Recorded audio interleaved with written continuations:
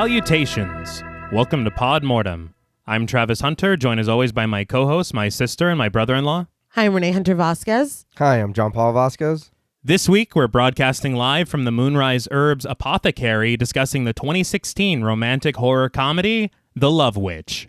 This film was written and directed by Anna Biller. Drawing inspiration from Technicolor horror films of the 60s and 70s, The Love Witch boasts admirable and impressive attention to detail when it comes to capturing the feel of the era. While the film delivers on style, it also offers potent social commentary on love and gender dynamics and relationships.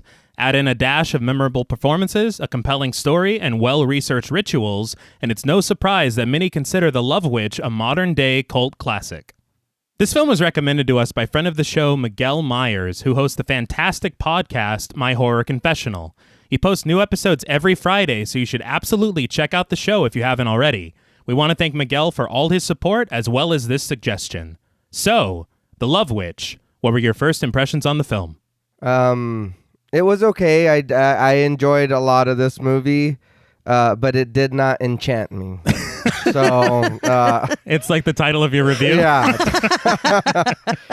It did. It is very pretty. Yes. I will say that. I do like the style. I enjoyed the music. It wasn't all the way bad. It was more confusing for me than anything. Okay. So I think that's what kind of threw the movie off for me. But I did enjoy, like I said, the way this movie looked, the style and feel of it. I really did enjoy that. I think you could honestly trick somebody, right, and tell them that this film came out in like 1969 or something. Yeah. It's so it looks good, believable. Yeah. I had never even heard of this until last year. Mm-hmm. My friend Kristen had sent me stills from it and was like, you need to watch this. This is crazy, blah, blah, blah. I was like, this was not made a few years. Like, you're fucking lying, first of all. Like, looking at the pictures, I'm like, this is from the 70s. Like, there's no way in hell. This is a re-release. Yeah. Exactly. But she said that she had thought that it was completely beautiful but confusing. And then you said that you really liked it and that it was stunning. And then Miguel recommended it and said that he really loved it. And then Anthony Jerome, I won't quote him exactly, but he didn't care for it. And so I'm going into this like, what the fuck am I about to watch? And I liked it. I will say I didn't love it, but I liked it. I loved the style. Yes. And I mean, I don't want to say it's kind of style over substance, but style is where it really shined. And I don't know if I feel like I've seen, like, you know, those memes or whatever where it's like, my favorite genre of horror is good for her horror. Yeah. I didn't walk away from this feeling that way. And I feel like I've seen this movie lumped into that. I don't know why. Maybe I watched it wrong. Okay. Like, I'm not saying that I'm cemented in my opinion, but there was a lot about her, Elaine, the protagonist, the Love Witch, if it were, that bothered me. Yeah. And I really was like, I'm going to ride for this bitch. Like, we'll get into it. The whole intro, I'm like, this is my fucking girl. Like, this is going to be great. And then she starts talking. And Yeah. Well, I'm glad you said we will get into it, but I feel like I was really like super stoked to feel a certain way. And maybe that's my fault for having those expectations and, you know, kind of setting myself up to be disappointed. But and maybe that was the intention of the film. Maybe I'm supposed to be like, are you fucking serious? But I am very excited to have a conversation about this because, I mean, I don't usually have a lot of opinions. Oh, is that right? Fucking but I got a couple. bring up a lemon square and suddenly... Don't fucking get me started on the lemon All right, square. we're moving on from that. For me, I had actually only seen this film once before, but I was so captivated by the style of it. Right. I think that I'm not going to say I tricked myself into loving it. But you tricked yourself. I kind of did. I played myself. Right. Congratulations. No, my thing is I just think it's kind of a remarkable achievement. Right. As far as like visually and tonally. Oh, yeah. I absolutely agree with that. Like, no pun intended, but I fell in love with that. Right. It's not perfect. Right. I really think it's great for what it is. I think that the issue is that you really need to buy in immediately. Right. Because if you don't, I can see people being like, that is terrible. Right. And if you don't, again, you got to buy in. Yeah. Well, you really do, because if you're not feeling the vibe 30 seconds in, this is what it is. Right. It's like George Costanza, where he's like, this is the show. Yeah. So this is it for the next 2 hours. yeah, and the thing is that it's admirable because it's clearly a labor of love from Anna Biller. I read that she spent 7 years from conception to completion on this film. Jesus Christ. Wow. And the amount of fucking work, like, let me just read all the shit that she's responsible for in this film. She's the writer, director, producer, composer, editor, production designer, costume designer, art director, and set decorator. Is accountant in there somewhere? Probably. And all the blood in this film came from Yeah, she donated the blood like the vampire from Thirst. But I think because I really like this film. Right. But I have a decent amount of issues. Yeah. I am almost able to rectify those issues in some ways, because I feel like the way that it presents gender dynamics in this film is about as antiquated as the film style. Yeah. And if not fucking more. Yeah. And so I feel like it had to have been intentional to present these ideas, because if you're presenting them as like, okay, let me put it this way. If you're presenting them like this is the way of the world, like legitimately, then this movie fucked up a lot. Yeah. Right. Yes. But if you're presenting them almost as social commentary to say, this is awful and this is where it leads for people who have these old bullshit ideologies, that's okay. Okay. See, I feel like I'm walking a very thin line, not fully understanding what the intentions are. I think that's where my disconnect is. Okay. Because I mean, I don't throw around the term problematic a lot. But holy fucking shit, dude. Yeah. Like, it's a lot. And there's a character that I actually root for because yes, okay. there's kind of progressive ideas coming from one character, and we'll get into it. And we're like, Right. boom! Yeah, And we're supposed to It's be. like Homer, where he's like, get that cat out of the way. I'm so confused. Like, okay, I was going to bed. It was after midnight last night, and I was like, oh, fuck. I had thoughts, and I wanted to write them down, but I want to get to bed. So they're in my notes, and I don't know if when it's over, I should just read my exhausted thoughts, or if I should just summarize the plot points. But that was a big one, and we can't fully obviously get into it now. But Right. I'm like, this is where I'm like, what? Like, the film's dating my child. What were your intentions with this messaging? Because it's like, I feel like it's almost dangerous, and maybe that's why like the ending threw me a little bit, and maybe you can bring it back home for me in a way that my idiot brain can digest and understand. But whatever. I was I didn't know I've got a lot of conflicting emotions about this. No. But it was fucking beautiful. Yes. I think we can all agree on that. I definitely agree.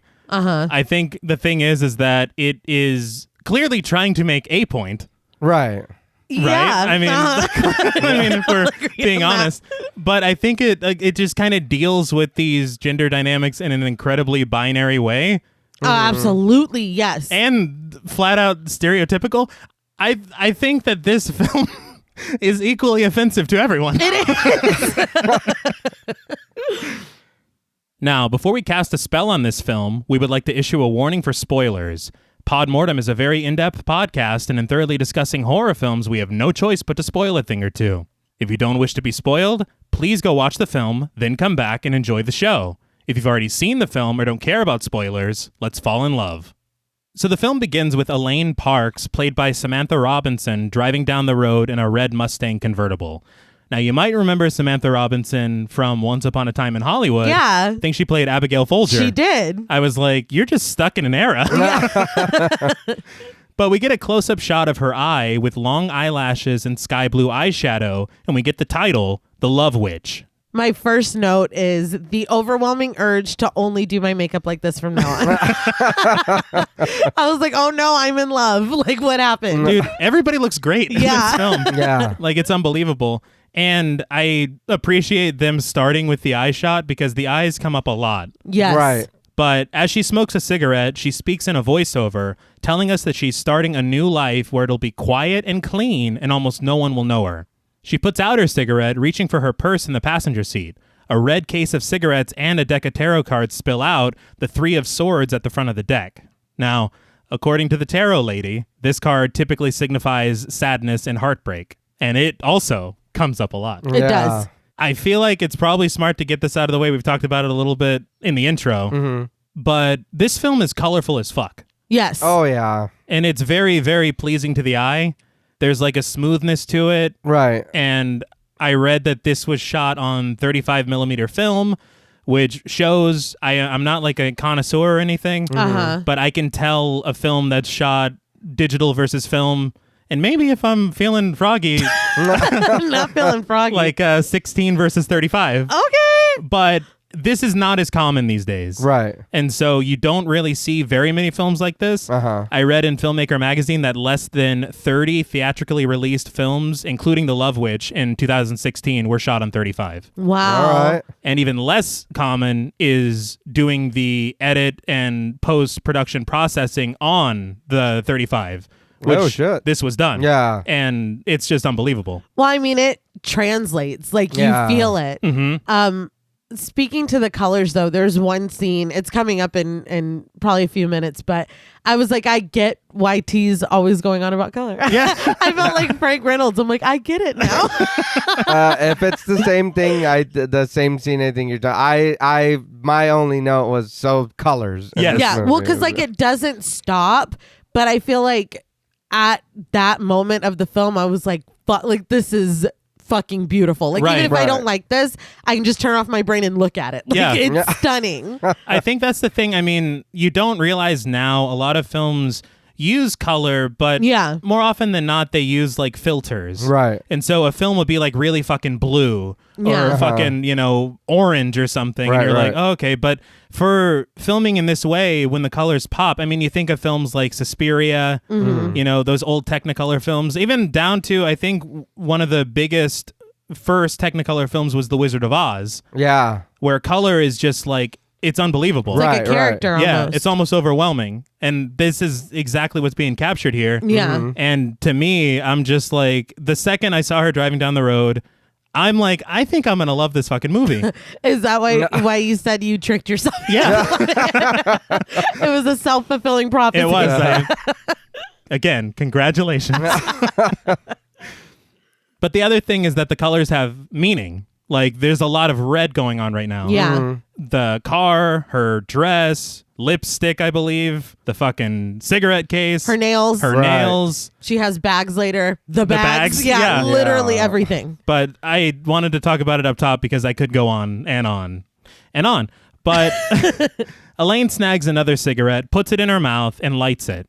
In her mind's eye, she imagines Jerry, her ex-husband, played by Stephen Wozniak, all smiles and drinking wine from a glass bathed in red light. In seconds, he begins to choke, falling to the floor into a white spotlight that cuts through the red, spilling the wine on the carpet. He lies there, dead. So, this point, I want to call out David Mullen. He's the cinematographer, and he went through incredible lengths to capture Biller's vision. Okay. He used a lot of methods from those days, and there is like zero, and when I say zero, I mean it, zero CGI in this film. Right. Wow. Everything is practically done, and there is stuff that I'll get into later about lighting and stuff that is just like unbelievable. Right. But I had to call him out by name because his work is incredible. Right. Yeah. But back in present day, a sly smile creeps across Elaine's face. I must have already been under the spell because I'm sure he had it coming. See, you were tricked too. Yeah, I'm in. I'm all in. I was not. No. Not yet. No. You see, and they don't say anything yet, but she goes, "Poor Jerry." Yeah. I'm like, I am guessing. I'm like, like I said, I was really primed to be like, oh, I'm riding with this bitch. Yes. Like, I was very, very ready for that. So yeah, I'm like, killed your ex-husband. I'm sure he was a piece of shit. Like, Yeah. I'm sure he deserved it. What did he do? Yeah, what did he do to you to make you do that to him? But she says that she had a nervous breakdown after he left her, but they say that she's cured now. In visions of a ritual, Elaine is undressed and on her knees surrounded by numerous cloaked and a couple of uncloaked people. Mm-hmm. Behind her stands Barbara, played by Jennifer Ingram, and across from her in a purple robe is Gayan, played by Jared Sanford. This is where I was captured. It's Oh, like, yeah. okay. All right. What's happening? Now here I was like, okay, now you have my full attention. They just had your curiosity. Yeah, that was it. But Gayan holds a sword pointed at Elaine's heart. Still on the road, Elaine says despite being cured, she still has intrusive thoughts. But Elaine says that her therapist says that she's not unusual. There are people far worse off than her all over the world, and they're fine. Sounds like a shitty fucking therapist. That is true. I was like, what? Like, dude, don't worry. Why are you fucking whining? People have it so much worse. It's like, I'm paying you for this. where did you get your degree? Fuck. But Elaine snags another cigarette, and we see a signed photo of Jerry. It's like a goddamn headshot. Yeah. And it's complete with a flashback of his death, the tarot card from her purse actually resting on the dresser. She stares off into the coast, waves crashing against the rocks, and unfortunately for her, a police car appears behind her, sirens blaring. She mulls over whether or not to pull over, but eventually does. So, already, there have been 2 Hitchcock homages in this film. You got the scenes of her driving on the California coast. Right. Yeah. They're filmed in the exact same method used in The Birds. Right. And then you have Elaine on the run from something Yeah. being pulled over by a cop. Mm-hmm. So I was like, this is, All right. I can get with Yeah. this. Very cool. I think she also called out Argento, Fulci, Romero, a bunch of other directors as influences on this film. Damn. Okay. For her, aside from those, she said classic Hollywood. Got it. All right, yeah. And you can feel that. But Griff Meadows, the police officer played by Gian Keyes, approaches Elaine's car. Elaine is visibly nervous, Right. but he just tells her that her taillight was out and that he's letting her off with a warning as long as she gets it fixed. She breathes a sigh of relief, thanking him, and they part company. Well, that went well. Yeah. I was like, we're going to see this cop again. Yeah. Yeah. He's not that just was showing not up a once. Yeah. They did not get that, like, he's all huge and, like, Yeah. has a Clark Kent jaw. I'm like, Yeah. he's fucking coming back. It's like, excuse me, did they not have your size of uniform? I think in an interview she said that she found out after they filmed this that he is actually a cover model for romance novels. Oh, my And God. it's like, well, I guess that's... That's funny. But Elaine reaches Eureka, California, and as she drives through town, her voiceover continues. She says when Jerry left, she devoured everything she could on how to win him back, and says that the experts say men are fragile. They feel crushed by assertive women, so you have to be tricky. She pulls up to an old Victorian-looking house, parks her car out front, and retrieves her belongings, of course, red suitcases. An old purple Victorian-looking Yeah. house. I was Yes. like, this movie was made for me at this point. Is that I'm your like, dream home? Absolutely. I was like, I'm so in. I read that Anna Biller did a lot of research on self-help books. Uh-huh. And from here, it feels like the advice she's giving Right. is probably from those, and I would hope is being presented as commentary. Right. Yeah. Okay. This falls in the category of, bitch, is you serious or not? Because Well, we had talked about JP hoping it's satire. Right. very much It's- so. They say some stuff. Yeah. And it only gets worse. Yeah. Yeah. But another car parks on the curb as she's headed up to the drive, and out steps Trish, an interior decorator played by Laura Waddell. Trish compliments Elaine's beauty, but quickly says that she doesn't mean anything by it. She's married. So, I mean, Okay. I'm like, they're gonna fuck. Like the second they meet each other, I'm like, I already see where this is going. Really? On it. Yeah, that's exactly what I thought. I didn't get that at all. Spoiler alert, they It don't. doesn't. Yeah. But I'm like, again, You were watching the right movie? setting myself up for disappointment, I think. right. Because I'm already like, okay, I get who this character is. Right. I get that we're rooting for her. I get that at least one man has hurt her. Right, right. I see where we're going with this. And Okay. that's not where I was going is not where Anna Biller was taking me. No, apparently I'll not. tell you that much. I swear with that line, I was like, okay, they're setting up some kind of arc Right. Yes. where Trish, I guess, explores sexuality Yes. as a concept, finds out who she is, what she likes, etc. That does not happen. It does not Huh. happen. Yeah, well, the way she said it, she's not like, "Oh my God, you're beautiful." So anyway, it was "you're beautiful." I mean, no, not like that. I mean, I'm married. Like it was very like repressed. Like she's hot. No, I can't think that. I have a husband. Yeah, let's go inside. Like that's what it. All I got from that was this is her opposite. Well, that's true. And you're But, right. Yeah. Like, You called it I more. was like, And no, yeah, you hit the nail on the head. It was just like you said earlier, Tina, when we were talking about the satire thing. Uh-huh. When I was watching it, I was like, okay, something. Because I did when she was like, "Oh, you're gorgeous." I was like, "Okay, so what's happening?" But then the more they go on, I was like, "I don't know." It was that I feel like telling somebody that they're attractive is not inherently meaning I want to hook it up. Right. But the way that she was like, no, I mean like, no, not like that. I don't mean it like that. Like, I mean, And then it was too much protesting. Elaine takes it strangely and she's like, "Oh, I never thought that." Yeah. It's like, what's I'm there's like, something. I see the breadcrumb, but the breadcrumb was not there. No. The cake was a lie. A bird That like was- snatched it up. That was just your hope. Yeah. But they chat as she helps Elaine with her bags, learning that Elaine is in fact an artist, so they have a bit in common considering Trish's line of work. In fact, Trish decorated this apartment and says it's how she met Barbara, who actually owns the apartment. When asked how Elaine knows Barbara, she tells Trish that they used to dance together in San Francisco. Trish is pleasantly surprised, looking Elaine up and down. Well, so the way that she looked at her and was like dancer or whatever. I'm like, was that arousal or judgment or both Or jealousy. or jealousy? That's what I took. I was like, "Oh, Because you're jealous of her the way that she's she- so free." Yeah. Yes, yeah. So okay, that speaks more to your Right. yin and yang situation. Yeah. But still, that's the opportunity for No, I see. I get it. her Yeah. opening up. I get it. But again, nah, Yeah. doesn't happen. But the two women head upstairs, Trish excusing the look of the apartment, saying that Barbara requested colors from the Thoth tarot deck, and they also hung up a ton of occult paintings by her students. The room is fucking bomb ass. Yes. Yeah, I the room's just- nice. Wanted to mention how slowly they walked up those stairs because I was laughing. Yeah. Oh, they're carrying the bags. No one has ever walked up a flight of stairs slower. Well, you haven't hung out with me. But she says that Barbara's into all that Wicca stuff, and Elaine doesn't comment. I also wanted to point out the Thoth tarot deck was actually designed by Aleister Crowley and painted by one of his associates. Oh, shit. Nice. So pretty cool. But they do arrive in the apartment, which, as we said, is super colorful and vibrant. Trish actually neglected to mention that there are shelves full of ingredients, which will come into play. Yeah.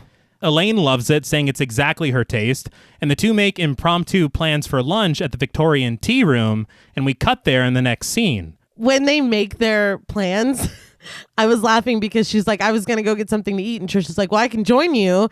And that's why I'm telling you, I was very sure. Because I'm like, the weird thing about the Victorian tea room is they make you like kiss who you're eating with. Like, it's weird, right? But like, you still want to go. I swear, I really did. I'm like, they're setting up a love arc. Yes. And no. No, Yeah. not even a little. Not like literally the fucking opposite. Yeah, no joke. Honestly. Spoiler alert, this film is very heteronormative. Oh, 100%. Yeah. Extremely so. Right. I think that's kind of what I guess deterred me from thinking that was because the way she was talking at the beginning, and then I was like, okay, yeah, you're free or you're whatever, but you don't, you know what I mean? I was like, I don't, nothing kind of led me towards that fully. Uh-huh. I did, like I said, I did think about it for a second, but the more I watched them kind of interact, I was like, like I said, you're just her opposite. I was like, so I don't know if it's going to get to that because like you said, there's an arc being built. Yeah. So I was like, I don't know if that's going to fit with what I think is going on, which I didn't know what was going on. You know what I mean? I was just like, what the fuck's happening? We had different ideas with what their dynamics were going to be. Yeah. But in the Victorian tea room, the room is decorated in bright pink and the extras are dressed accordingly. This is when I was like, my God. This is a treat for the eyes. Yeah. It is. So they're like, you got to play the part or like you get dressed when you go in there? Do you got to show up to this place like that? It's like when Jerry borrowed the jacket from the Friars Club. Right. Well, Elaine understood the assignment because she completely changed from her red to, she's got the fucking Sunday church hat. Right. Like I think that it's kind of trying to create almost a surreal tone, I guess. Right. Yeah. Because it's not every day that you go to a place and everyone's dressed like the... Yeah. No, it's like a dream. Like Yes. it looks Yeah. like you're in a dream. Exactly. And the pink makes sense later with the conversation that develops. Right. Uh-huh. So it all works. But I did read on Biller's blog that this was actually filmed in the Herald Examiner building lobby, What the fuck? at like an old newspaper place Yeah, in yeah. Los Angeles. Wow. But there are two very interesting things that were also filmed here. One, there is a bar set in this building that was used for the first 2 seasons of Sunny in Philadelphia. Get the fuck out of here. Yeah. And this exact room, you can tell because of a window that's kind of at the top. Right. This is the lipstick-faced demon's lair. Oh shit. Yeah, Okay. from Yeah. Insidious. How fucking cool. Yeah. That is so Nice, cool. Can you yeah. imagine being there? No, dude. Right. That is Like, where cool was he? as hell. Where was Yeah, he? fuck. It's, I'm watching. Tiptoe through the Right. fucking... Yeah. Is that where he was doing this shit up there Yeah. with the puppets? And that's exactly where he was doing it. Good shit. But a harpist played by Giselle Demire, who may be the May Queen, I don't know. She just sits there playing the harp for ambiance. Yeah. A server brings Elaine and Trish a teapot, and we see, as you said, they're also fitting in with the decor. Right. Elaine says that being here is like being a princess in a fairy tale. Trish asks if she has fairy princess fantasies, and Elaine says that she does, and among flashbacks and or fantasies of her and Jerry, she says even though they're grown women, they're really little girls underneath, hoping to be carried away by a prince on a white horse. See? Yes. Right. I had nothing but groans? sounds. Yeah. Because I'm like, okay, you're pushing it. You were so for her. I'm like, was ride or die. I was in the process of getting a tattoo of her Right. when Oh, wow. she started the show. But now... Now I'm getting it covered. I'd like to book a removal, please. My thing is, I don't think lines like this should be taken at face value. I certainly hope not. Right. And if they are meant to be taken at face value, I that's upsetting. No, incredibly so. Yeah. But I mean, also when you think about it, when you look at her character arc, it's possible that your protagonist will say shitty things. Right. Yeah. So I mean, you can't expect your protagonist to hold all your ideals. I totally and 100% agree with that. I just feel like this is so anti what I thought her character was going to be. Oh yeah, for Not sure. necessarily like, oh my God, she likes mayonnaise instead of mustard. Like, I don't agree with that, but whatever. Well, Like, that this would is be so, a problem for me. Wow. This is so anti what I thought the statement was gonna be. Now I gotta buy 2 condiments. Yeah. Sorry. Go ahead. So again, it was really, I blame myself because I went in with the preconceived notion. Like, you see the art, you see her, you see the title, you get an idea. Right. Of course. And this really went against everything I thought that I was signing up for. Yeah, I was like, wait, what did she? No, I'm sure she didn't mean it like that. I'm still in. Yeah. I'm still in, but I'm side eyeing her. Starting to grow a little more suspicious. Yes. Right. I did want to call out their use in this film of something called hard lighting. Okay. And it's a way to make colors and everything look better on film because you have to shoot differently for digital versus film. Yeah. Right. So when you shoot on film, if you get really hard lighting, you can get all these colors, contrasts, the shading, shadows, and all this. Right, right. And they said that, I read it, I think it was American Cinematographer magazine. David Mullen said that they had lights that were so bright and powerful. You've done theater like I have. Yeah, it blasts you Yeah. like you're blind. Yes, not only are you blind, like whenever I did the live newscast, Yeah. I would sweat because the lights are so They're fucking hot, hot. right. Yeah. And so they actually had the fire marshal several times almost shut them down because of how hot the lights got. Damn. Because oh my God, they that need would it. suck. Right, and then you right. have to sit there and be looking all pretty, and it's Yeah. like, oh my God, that And sucks. I can't even imagine they're probably sweating this makeup Yeah. off. Yeah. Oh, yeah. But it's rough. They went through it for this film. But Trish agrees kind of with the whole idea of the Prince Charming and the White Horse. And Elaine says that she hasn't found her Prince Charming yet, but from her studies in parapsychology, she's found the formula. She says that she understands men better than she used to. She even says Jerry would have never left if she knew then what she knows now. This is what I'm like, oh, we're just letting it all hang out. Yeah. I'd be like, what did Jerry do, girl? Like, give me all the tea. In flashbacks to his dead body, Elaine says the day that he left was the day that she died, but then she was reborn as a witch. Too much, too fast. I'm like, I really thought that this was going to be a secret. Yeah. Like, but go off. Yeah. Like, Trish is like, I just wanted to get a sandwich. I don't even know your last name. No, pull back, dude. pull back. Yeah. But she says Barbara and Gayan brought her back to life and taught her everything she needed to know about magic and about men. She says they're like children, easy to please as long as you give them what they want. The harpist begins to sing about a woman who sounds suspiciously like Elaine. Yeah. It's like, are you freestyling? Yeah. I actually just wrote this right now. Yeah. You guys watch me spit. Yeah, right. But the women return to their conversation. Trish asks what men want, and Elaine says just a pretty woman to love and take care of them, to make them feel like a man and give them total freedom. Trish is like, what about what women want? How do they attain equality if they're busy catering to men? Yeah, Elaine, how? Elaine says to get love, you have to give it, and giving men sex is how you unlock their love potential. The fuck? Trish posits that Elaine has been brainwashed by the patriarchy, her entire self-worth wrapped up in pleasing a man. She does admit that she used sex to get engaged with the diamond ring and whatnot, but if she slept with Richard, her fiancé, every time he wanted it, she'd be a wreck. Elaine pities Richard, saying Trish is torturing him. She says that she has to give him his fantasy. Elaine even admits that she's addicted to love. But Trish brings her back to reality. A husband isn't a prince and life isn't a fairy tale. Elaine says life could be a fairy tale if you pleased your husband a little bit more. And now you're wearing the tea. Like, right. Bitch, are you? Oh. You don't even know me. We just met. Yeah, I paused it literally and went, oh, like I could not believe that she said that. Like, it turned into a fight real quick. Yeah. Things might be a little bit better for you. I'm like, It's like, what the fuck did you just say to me? That's funny.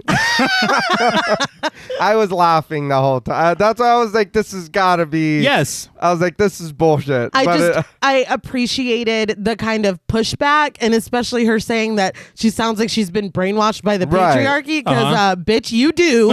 I was just, wow. Yeah. This And- took a hard left. Yeah. That's what I'm hoping, is that the voice of Trish in this discussion is what the writer actually believes. Right. Rather I than hope so. what Elaine Elaine is believes. saying, yeah. Yeah, I know there's a few times she says stuff about love, like you should give love and get love back fully and Yeah. whatever. I agree with that. But Yeah. all the other slave shit, it's like, no, Yeah, dude, I mean, I like don't. she'll say something and you're like, okay, Yeah, oh, nope, yeah, I no, was well, like, hold nah, on, yeah. nope. Yeah, I was It's like, like, the Like, can kombucha you- girl. yeah. No. Nah. But maybe. Yeah. But yeah, the thing is that she is so like 50-50 with her bullshit. Yeah. Because she starts correct, like Yeah. JP's saying. Love is not something you should just take. Yeah. Of course. But then she's like, and gender roles. Yeah. Now shut your mouth and cook him some food. It's like, are you kidding me? I didn't understand. I was, what the fuck? And again, kind of putting these together, this old film style, Right. these old ideas to a modern audience, you're like, holy shit. Yeah. People Yeah. believed that? Yeah. Yeah. And they did. Yeah. And some still do. Ugh. That's my reaction. Ugh. But just then, Richard, played by Robert Saley, appears behind Trish. He locks eyes with Elaine, and the two share an awkward gaze with eerie music. And You Got It Bad by Usher starts to play. That was the vibe I got. The vibe I got was Austin Powers. I was like, fuck is happening? I was like, this is great. There are times I got the Kill Bill like, wow. Yeah, that too. I was like, there's a lot of staring going on. It happens so much. But Richard eases up and surprises Trish with his presence. He had hoped to meet her for lunch after learning where she was from her coworker, but he's clearly too late. Trish introduces him to Elaine, and she says that she's heard so much about him. He jokes, hoping it's nothing bad, and she says it's the contrary. Tense music plays, and we zoom into Elaine's eyes, but the music hits, and Richard's like, oh, shit. Yeah. Like, the look on his face is hilarious. Well, the way that she's like, I've heard so much about you. I heard that she's not giving it up. Like, Yeah. that's what I That's was true. like. I just can't. I can't. I'm falling out of love by the second. Not even in the second act yet. No, this is like the third scene. Yeah. But we cut to Elaine back in the apartment, painting a picture of a nude woman standing in front of a white horse, a daydream of several men rising from a gold chalice. This is one of my pet peeves. I think I talked about it on The Mist. Yeah. When the actor is just rubbing a dry brush on the I was going to say something too, and I was like, I'll let it pass. hate I it. was like, Well, it just makes me laugh because every time we see a painting in a movie, they're like, and final touches. yeah. Like, you did not do that. No. One more dab. It's like, no, it's not. No. What was it we watched that they put the people that were drawing in there, and it was like, you just put that in there for them to draw. 100%. The painting, I think a lot of these paintings were done by Anna Biller as well. Okay. I'm sure they were. So, I mean, she did everything else. She made the paints. Yes. But we then see her scoop a couple of herbs into a blue pouch embroidered with a pentagram. She then collects red liquid from a pot before consulting a spell book. She pours various ingredients into another pot, stirring it until the solution becomes a bluish gray. It looks amazing. It looks really great. I was obsessed with every ring on her hands, but like they kept appearing and disappearing in between shots because I was looking for them, but they kept disappearing. Well, I mean, in the 60s, Magic. yeah, She's dude. a witch. Yeah. Were you able to tell immediately what she was making or no? No. I did right away. Really? Yeah, I was like, oh, she's making soap. See, I didn't know that, but she pours it into a container, and I was like, oh, I guess. When she poured it into the container, yeah. Well, the only thing that gave it away for me was when she started stirring it, and I was like, that looks like wax. It's a can. I was like, oh no, that's soap. Yeah. But only because I used to buy natural soaps from a woman that I worked with as well. Oh, That's right. And yeah. she would show me the molds and show me how they came. So I was like, that's what that is. Her method is a lot more pleasing to the eye than Tyler Durden. But And to the nose too, I'm sure. I would imagine. But she then combines herbs and petals with a mortar and pestle on an altar. Dressed in a sheer black gown, she lies on a circular rug, candles lit in 4 directions. With her eyes brightly lit, she drinks from the chalice and begs the goddess to send her a beautiful, sweet man to love her as she loves him. She lies on the rug, extending her limbs like the pentagram beneath her, repeating the words, "Love me." That was sad. Yes. It was very sad. I loved that in her own little whatever. She had like 3 costume changes. Yeah. It's like, you live here. You don't have to It's like do. sheer in black. Oh, she about to do the real thing now. Like, I was laughing. I think, again, I know she was also the costume designer, Yeah. but the work with the costumes, it's so... And that's the thing, is that there is a moment where you realize this is not set in the 60s. Right. Yeah, But at this point, you're like, it feels period specific. it Right, does. I mean, minus, I think we see the dude's police car was modern. Yeah. But See, that's the thing with me is cars. You could absolutely fool me. Yeah, Really? no. Yeah. I was like, I the- think that's like a 98 now. Unless they're all the same and one is sticking out, I'd be like, well, yeah, that's fine. I'm sure they had those in the 70s. Like, I don't fucking know. I did want to point out as well that it took Anna Biller 6 months to hook that rug by hand. Jesus Christ. Damn, that's hook work? Yeah. Holy shit. That's insane. She said that she would do it every night a little bit while watching something, and it took her 6 months. Oh, But it looks no, great. it looks fantastic. Yeah, it does. Is this why it took her 7 years to make this? Yeah, Possibly. probably. Stop sewing and hooking No shit. shit. It makes me think like... Just go and buy it. Like, what the fuck? Source the work out. I feel like, I mean, it sucks because I can relate to kind of wanting to be in control. Right. Yeah. Especially if it's your vision and you're putting and all you this want time. everything Yeah, to be yeah. just right. But at the same time, people are here to help you. We can't start. She hasn't finished the rug yet. It's Yeah. like, what? Oh, it'll be 6 months. Next year. Next Yeah, year. it'll be fine. Also, I wanted to point out that she did so much research to maintain accuracy with spells that we see in this film. I appreciate that. Like, Because I- it would have been very easy to just slap some shit together. Right. Yeah. I was confused though about what they're following. Like what she's practicing.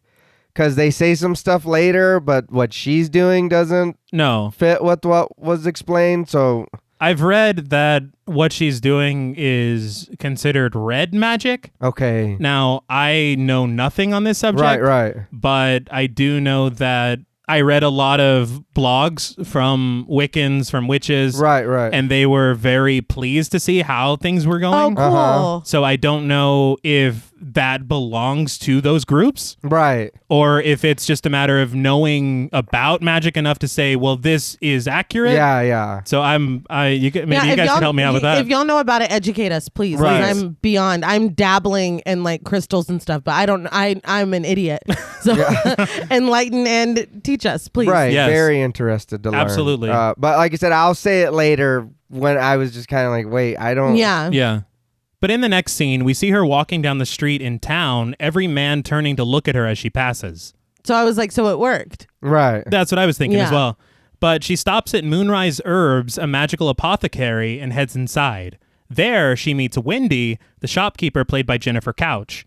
In previous conversations that we didn't see, they apparently spoke on the phone, Elaine introducing herself as the woman who makes soaps and candles and whatnot. Mm-hmm. Elaine opens her bag for Wendy to sample her wares, impressed at the quality of the products and looking at Elaine's price list, which was very expensive. Yeah. I was like, $100 for a candle? I mean, I don't know candle prices, Right. the market for them. I felt No, like they're it was expensive. Oh. the candles are expensive.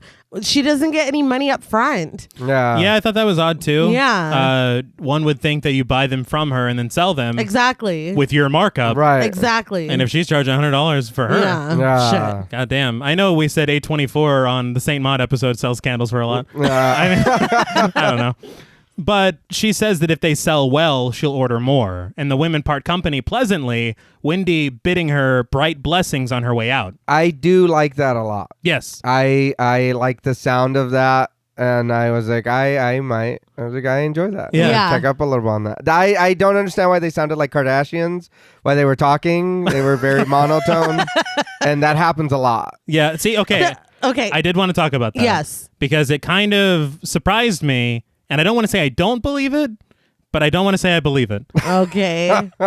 What I heard in several interviews, Right. because people, whenever they interviewed Anna Biller about this, one of the things they talked about was the like presentational acting style, Right. almost theatrical, like classical. Yeah. you Yeah, know? yeah. And she said that the only person that she worked with on the performance was Samantha Can I- Robinson. Oh, I was gonna say, can I guess? No, I don't know why you needed to. No, wait, please. Shut up. And when I said it, you're like, God damn it. But There's one character style that I don't know if it's bad on purpose. well, that's the thing, is that she says that she auditioned tons of people Yeah. Right. and literally just had them do their thing. Whenever they auditioned, she liked the style of their acting, the musical notes of their tonality, and cast them. But I feel like there's no way that you get this stylized acting without telling them what to do. Yeah. With everyone just being like understanding the assignment without Yeah. being given the assignment. Yeah. Yeah, I don't know don't- about that. She said that they're all classically trained, like theatrical actors, which shows because it's very presentational. Right. But I don't see how you get these performances out of people without giving them the assignment. Yeah. Yeah. I don't There was know. direction given. There had to be. Yeah. I mean, you're the director. Yeah. There's no. So you mean you spent 6 months on a rug, but you didn't direct anything? She said that she spent 4 months with Samantha Robinson, like showing her old movies and getting the right style. She said that the idea of the character at first was actually more camp from Samantha Robinson. Right. And she had to tone her down, Ah. which is interesting. Yeah. Because I feel like her performance is very camp. Right. Yeah, it is. It fits everything perfectly. Yeah. Yeah. And she kind of, if her performance was phoned in any way, this film doesn't work. Yeah. But I don't know. I think she does a great job for what is required. I agree. But Elaine heads to a nearby park and takes a seat on a bench to enjoy her lunch. We hear a man wolf whistle at her as she crosses the street. So I was like, well, fuck. Yeah. Yeah. But in a voiceover, Elaine explains that when asked, she explains that she's a witch because she wants to have magical powers, but it's not like it sounds. It's all about using your will to get what you want. She throws some bread from her sandwich to a few nearby pigeons, but music grows tense as she notices Wayne Peters, played by Jeffrey Vincent Parise, chatting with Shelley Curtis, played by Lily Holloman. Shots of Wayne are intercut with shots of Jerry in Elaine's mind. We see her and Wayne lock eyes, and Wayne immediately ditches Shelley and heads to the bench to chat with Yeah. Elaine. She's like, her face is like, what the fuck? Yeah. Like they were in the middle of a conversation. I think it's just like, Could you imagine? That's fucked up. It's disrespectful as fuck. I don't even care if they're just friends. No, it's rude. Yeah. Like, what the fuck is this? But they start to talk, and after the two agree that it's a beautiful day and learn of their shared appreciation for nature, Elaine correctly guesses that Wayne likes to spend time in the woods. She also says that the city and the people get to be too much for him, and he retreats into nature. Wayne's like, what the H?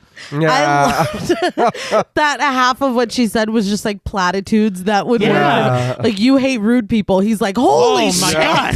It's like I've known you my whole life. But I did appreciate because thus far, Elaine has, for lack of a better term, seemed very thirsty in her search. I love me. Somebody love me. I just want to love somebody. But when he comes over, she's like super chill. So I like was kind of expecting more desperation, and I was glad that she was able to, you know, Hold it together a little kind of rein it in and be cool about it. And he's just like, oh, cowabunga or whatever. Like, he's just like, well, fucking Was he a freaking out. Ninja Turtle? I don't know. Eating pizza and shit. Like, what the fuck? But he is totally amazed that she's so dead on. In fact, he has a house in the woods an hour from here that he uses to recharge. She asked if he takes his wife up there, but learns that he is not married, but he does take girls up there from time to time. She asked if he'd like to take a girl up there now, and he's like, I'm sorry, what? I mean, it's the middle of the day. Yeah, and I was So? just with a friend. But she says that she's new in town and hasn't seen much nature. If he'll take her, she'll make him a nice dinner. Absolutely overjoyed, he agrees, and they head to his car.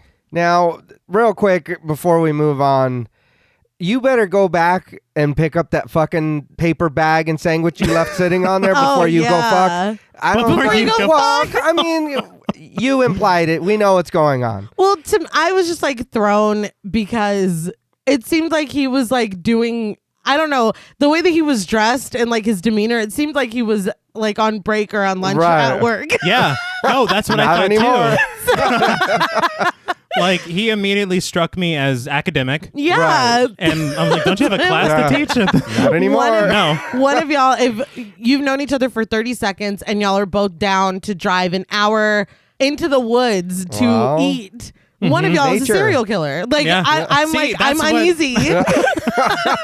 And his, I don't know, his eagerness, I guess, is supposed to speak to like men not giving a fuck about anything. For Right, sure. right. But one thing. But I think even like, again, I go to a park with a friend Right. and then I lock eyes with a woman, and within 2 seconds, that's not going to happen. And they just walk to the car. Like, Yeah. I'm laughing thinking about it from her point of view. That's the thing, because Shelly does watch from afar, Yeah, she's Yeah, like, what she the is. fuck? and she looks kind of suspicious. I'd be furious. I Yeah. think she was mad about her leaving the trash. I thought she was like, and dude going, but she's like, this bitch really left that trash. that's there?" just fucking poor. litter Yeah, bug. I heard you talk about nature. Yeah. You don't care about Mother Gaia. fucking liar. Yeah. I thought she was like, that. You were my ride. Yeah. Yeah, I'm supposed to get home, dude. What the fuck? But that night, we see Elaine and Wayne arrive at his beautiful home in the woods. That is a whole ass home. Yeah, that's not a getaway. I think it's Yeah. referred to more than once as a cabin. I'm like, Yeah, that is not a yeah. fucking cabin. I'll take a fucking cabin. No shit. Please. Take my cabin, please. But Wayne parks the car and immediately rips off his jacket, saying he'd like to make love with her in the car right now. He swoops on her and starts kissing, but Elaine stops him, offering him a drink from a flask first. She says it's something she made. Wayne doesn't even smell it. He just pops it open and takes a sip. Yeah. Okay, so I don't know if there's I don't even know what this says about me, but I'm like, okay, they're two consenting adults. I know that they've known each other. At this point, they've known each other for an hour. Right. Because they drove out But, to Right, the right. but she's quote-unquote like, cabin. I like nice people too. Yeah. She's like, oh my God. Let's fucking get married. But I'm like, they want to go and do the nasty whatever. I'm Right. like, that's fine. That's their business. Mm-hmm. But when she hands him a flask and he starts drinking, I'm like, you fool. Yeah. Well, You don't even what know does he her. have? He's like, what's in this? And Yeah. and she's like, I made it. And he's like, Oh, okay. cool. No, incorrect answer. Absolutely. Oh, you made it. You drink it first. Yes. Then Yeah. I'll have a sip. Yeah. And maybe not even then. Yeah. Like, I don't know. Because you could be holding it and then spit it out. It's like swallow, you- swallow. Yeah. Or you've built up a tolerance. This is like Exactly. the Princess Oh, Bride. yeah. Oh, fuck. But the strength of whatever it is stops him, but she tells him to finish it, and he does. He's like, you got it, boss. But that was literally at that point that I was like, she could be a serial killer. Literally. Right. I know that most methods are, at least with women serial killers, are poisonings. Most of the time, yeah. So I'm like, this is just Yeah. And he's just beginning. like, It's go, bad. go, go, go, go. Dude, and he gulps so loud. Yeah. It's fucking ridiculous. It's cartoony. But Wayne goes back to kissing her, but she asks if they could go inside instead, and they do. Once inside the very clean house, Wayne starts kissing her again, but she stops him, saying that she'll start to make dinner. Wayne lights a fire as Elaine makes some big-ass steaks. Yeah. Did anybody else think the steaks looked like the dick flyer from Sunny? Not enough veins. Yeah. It's a bicep. It's Yeah. a bicep. Sorry. I mean, what's more masculine than that? But she also makes salad and potatoes. I don't know why, but the way that the food is shot looks great. Yeah. Yeah, no, it looked delicious. It kind of reminds me, you know how nobody gives Tarantino the credit for how good he makes food look on film? Yeah. But it kind of reminded me of that. And honestly, in a way, that there's a lot of Tarantino parallels here because you have a filmmaker that's very attached to one era of cinema Right. Yeah. and also borrows a lot of Ennio Morricone music for the film. Right. So, I mean, it's kind A of, lot less feet, though, yeah. in this one. Well, we Well- can't all be winners, but I was going to say nothing wrong with that. But opposites. yes, it makes the world go round. Right. But the thing is about the music is that I do love the music in this film, Right. but I did realize that the majority of the stuff that I really love was Ennio Morricone. Right. Okay. But I mean, I can't fault that because you picked great music. Right. Yeah. Right. But once everything's prepared, she brings the plates to the coffee table where the two eat on the floor. Wayne pours wine, impressed by the food in front of him. They toast to nature because that's all they have in common. Yeah. And they sip their wine. Wayne digs into his steak, and Elaine eats pieces of salad and potatoes. I felt like that had to, you know. Me too. Yeah. And you do see her, she puts her knife and fork on the steak several times, Yeah. but never cuts it. And I think that that's gotta mean something. But Elaine finds out that Wayne is an 18th century literature professor at the university, and she calls him a libertine. They joke a bit about it, but she asks him seriously if he is a libertine, and he admits it, saying that he loves women, which does not seem to bother Elaine. Right. No, but this is when I was laughing because I'm like, you're a fucking teacher, dude. Yeah. And he's just like, see ya. Like, Yeah. Well. class is canceled. I'm you like, I have don't. Grading or a staff meeting or anything? Okay, cool. It was the middle of the day. Like, Yes. I can't stress that enough. He seen an opportunity. And he took it. I had to look it up for the record. A libertine is defined as an immoral or sexually promiscuous man. Thank he's you. 'Cause like- I had no idea what the He's fuck like, you were I was talking I'm guilty sorry. as charged. And he just like, I don't know why his performance cracks me up. Right. He is hilarious. Like, yeah. I just don't, every line he says, like even when they were in the park and he was like, haha, yeah. every once in a while. I was He like, was "What?" good. I was like, all right. Yeah. He's really good. And that's the thing is he fits the era so perfectly. Yeah. There's no way you can't, Yeah. you told him to do this. But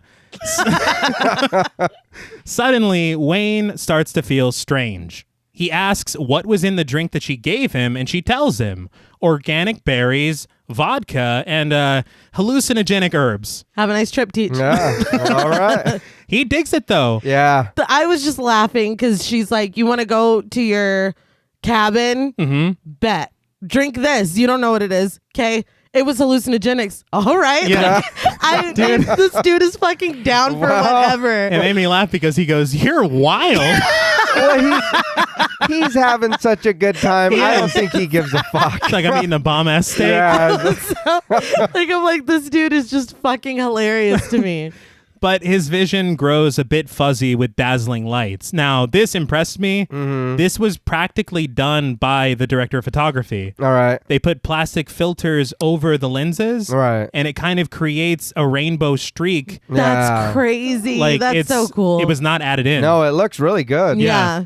But she asks if she can make herself a bit more comfortable, and he is definitely into that. Yeah.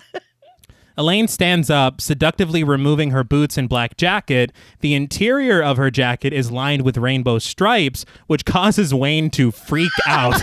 Yeah, I didn't understand. He's like, oh my God. It's like covering his eyes. Fine He did, yeah. He's fine with being drugged, but he draws the line at the colorful line. Yeah. He's like, it's so bright.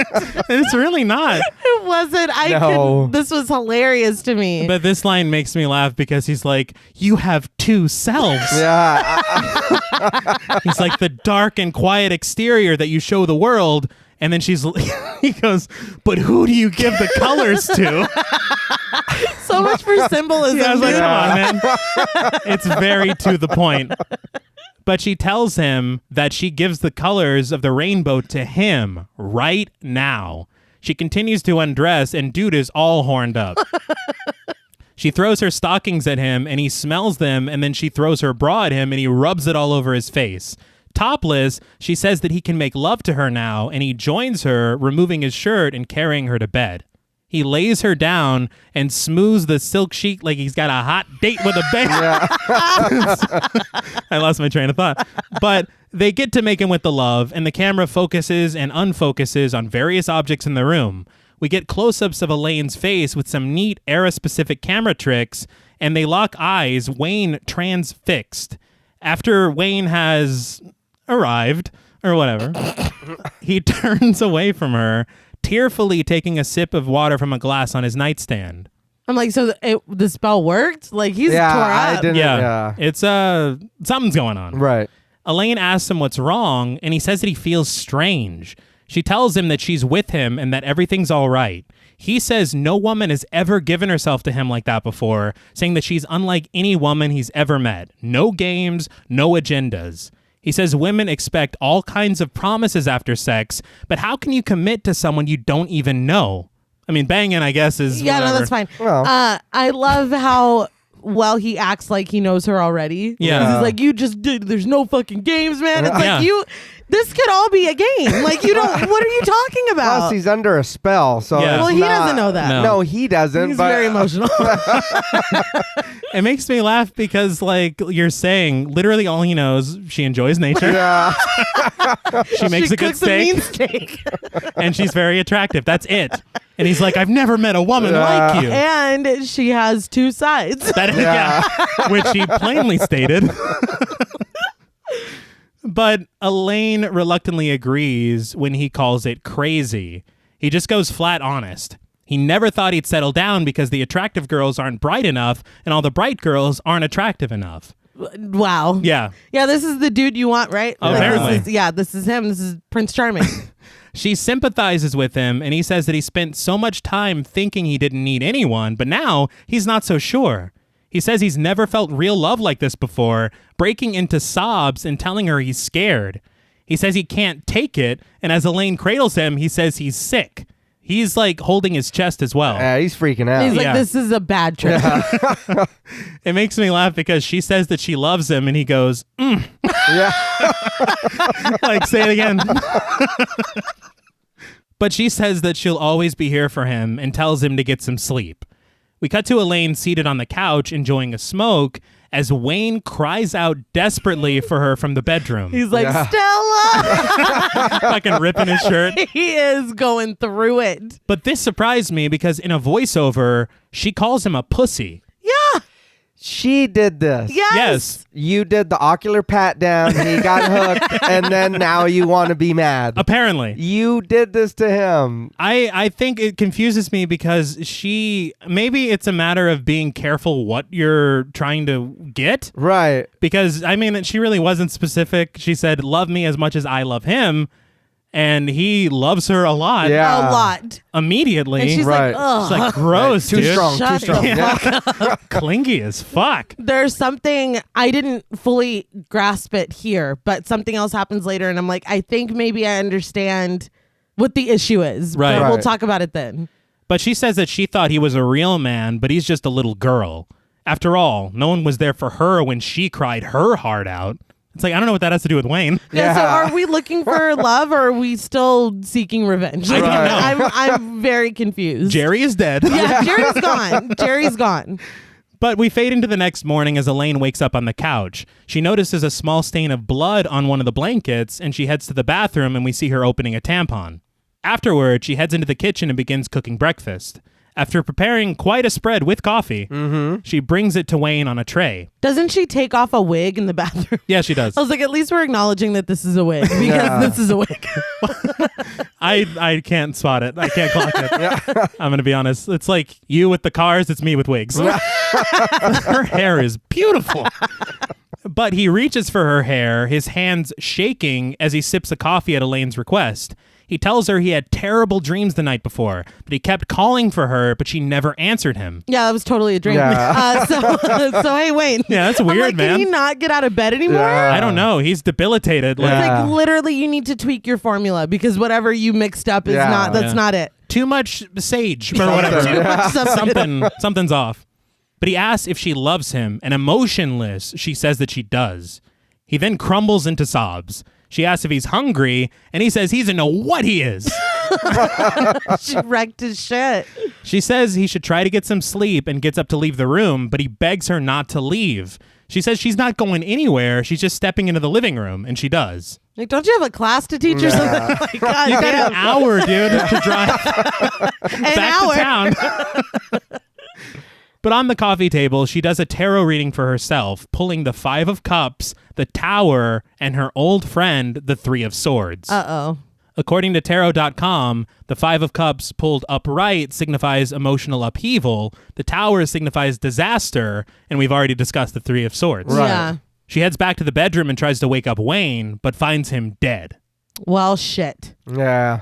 She tearfully closes his eyes and rests her head on his chest as she cries. We cut to her, next to nude, collecting flowers from outside. A deer, clearly stock footage from something else, Yeah. watches her. I think it was a scene from Life is Strange. But back inside, she urinates into a mason jar, taking it to the kitchen and pouring it into a larger glass bottle. She then places her used tampon inside along with several herbs. In a voiceover, Elaine says that used tampons aren't gross, as a lot of people say they are, saying that most men haven't even seen one in real life before. We'll learn later what she's just created, Right. but she also leaves some leftover piss in that jar. Yeah. Yeah. So this whole time I'm like, I understand what she's doing or Yeah. what, Right, that right. she's doing a ritual. Uh-huh. But all I'm thinking about is how much DNA she's leaving all over this Oh, house. no, yeah. Oh, yeah. That's all I'm thinking about. I mean, and the thing is that you're like, well, if it's the 60s, then that doesn't matter as much. My Right, next right. note is, But- but I guess it doesn't matter if it's the 70s. But you did leave a witness with the woman that you rudely, Uh-huh. ditched at the thing. I'm just True. like, my mind immediately goes, oh, you like want to get caught. Yeah, no, she's not good at this. Yeah. Not at all. And we also learn later that it is not the 60s or No. 70s. It's not. So she's fucking up bad. But she puts a cap on the bottle and says part of her can be with Wayne now, always. Elaine, now wearing a dress, wheels his body outside, now dressed in a suit in a wheelbarrow. Yeah. Yeah. So she went through his closet.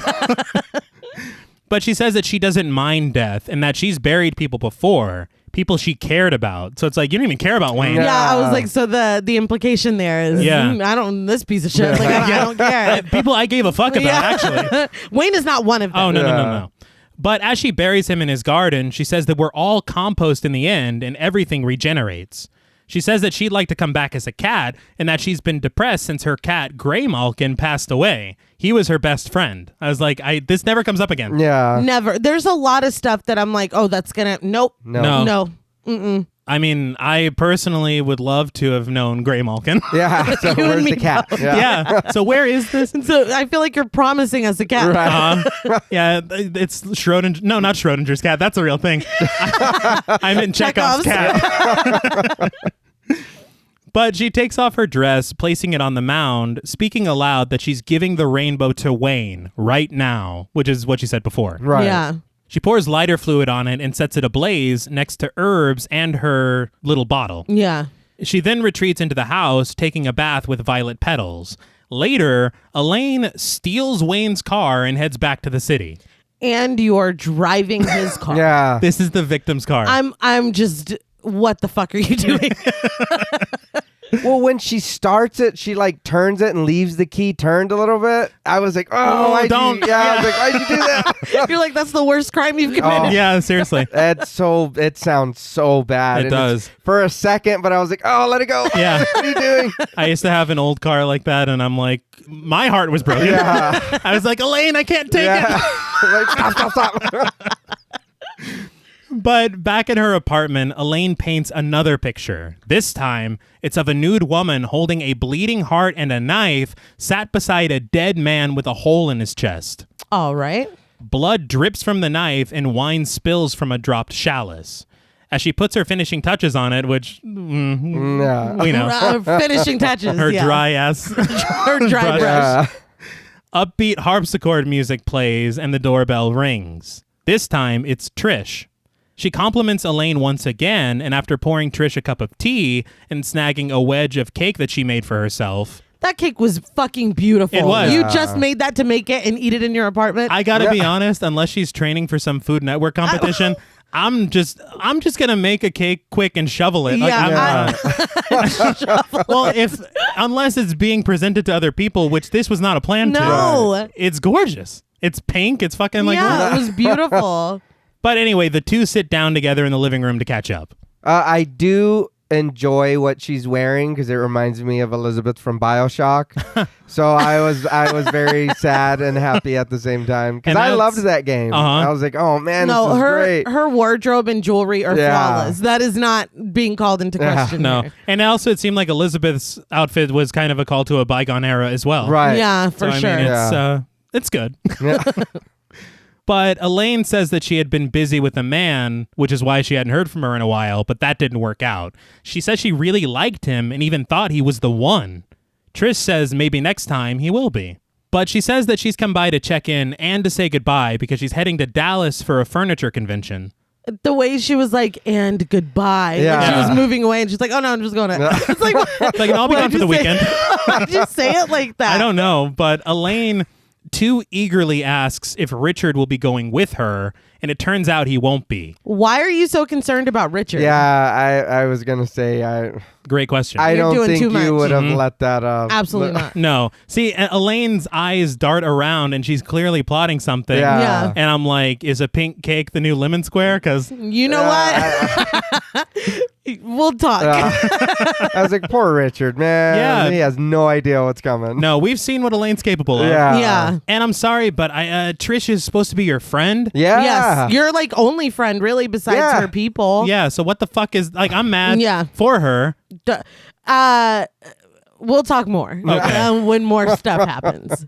And if you're Trish, do you not clock this at all? Apparently not. Like, those eyes were darty as fuck. Did you not clock that your husband or whatever the fuck they are was like, ooh, when he met her the first time? Oh, yeah. Well, like, he also finish him swooning in a circle. Like, are you fucking hello? Like, snap back to reality. I just don't get it. I don't get it. The most disrespectful shit. And she's like, and he's out of town? Yeah. In which apartment are you guys in? It's fucking unbelievable.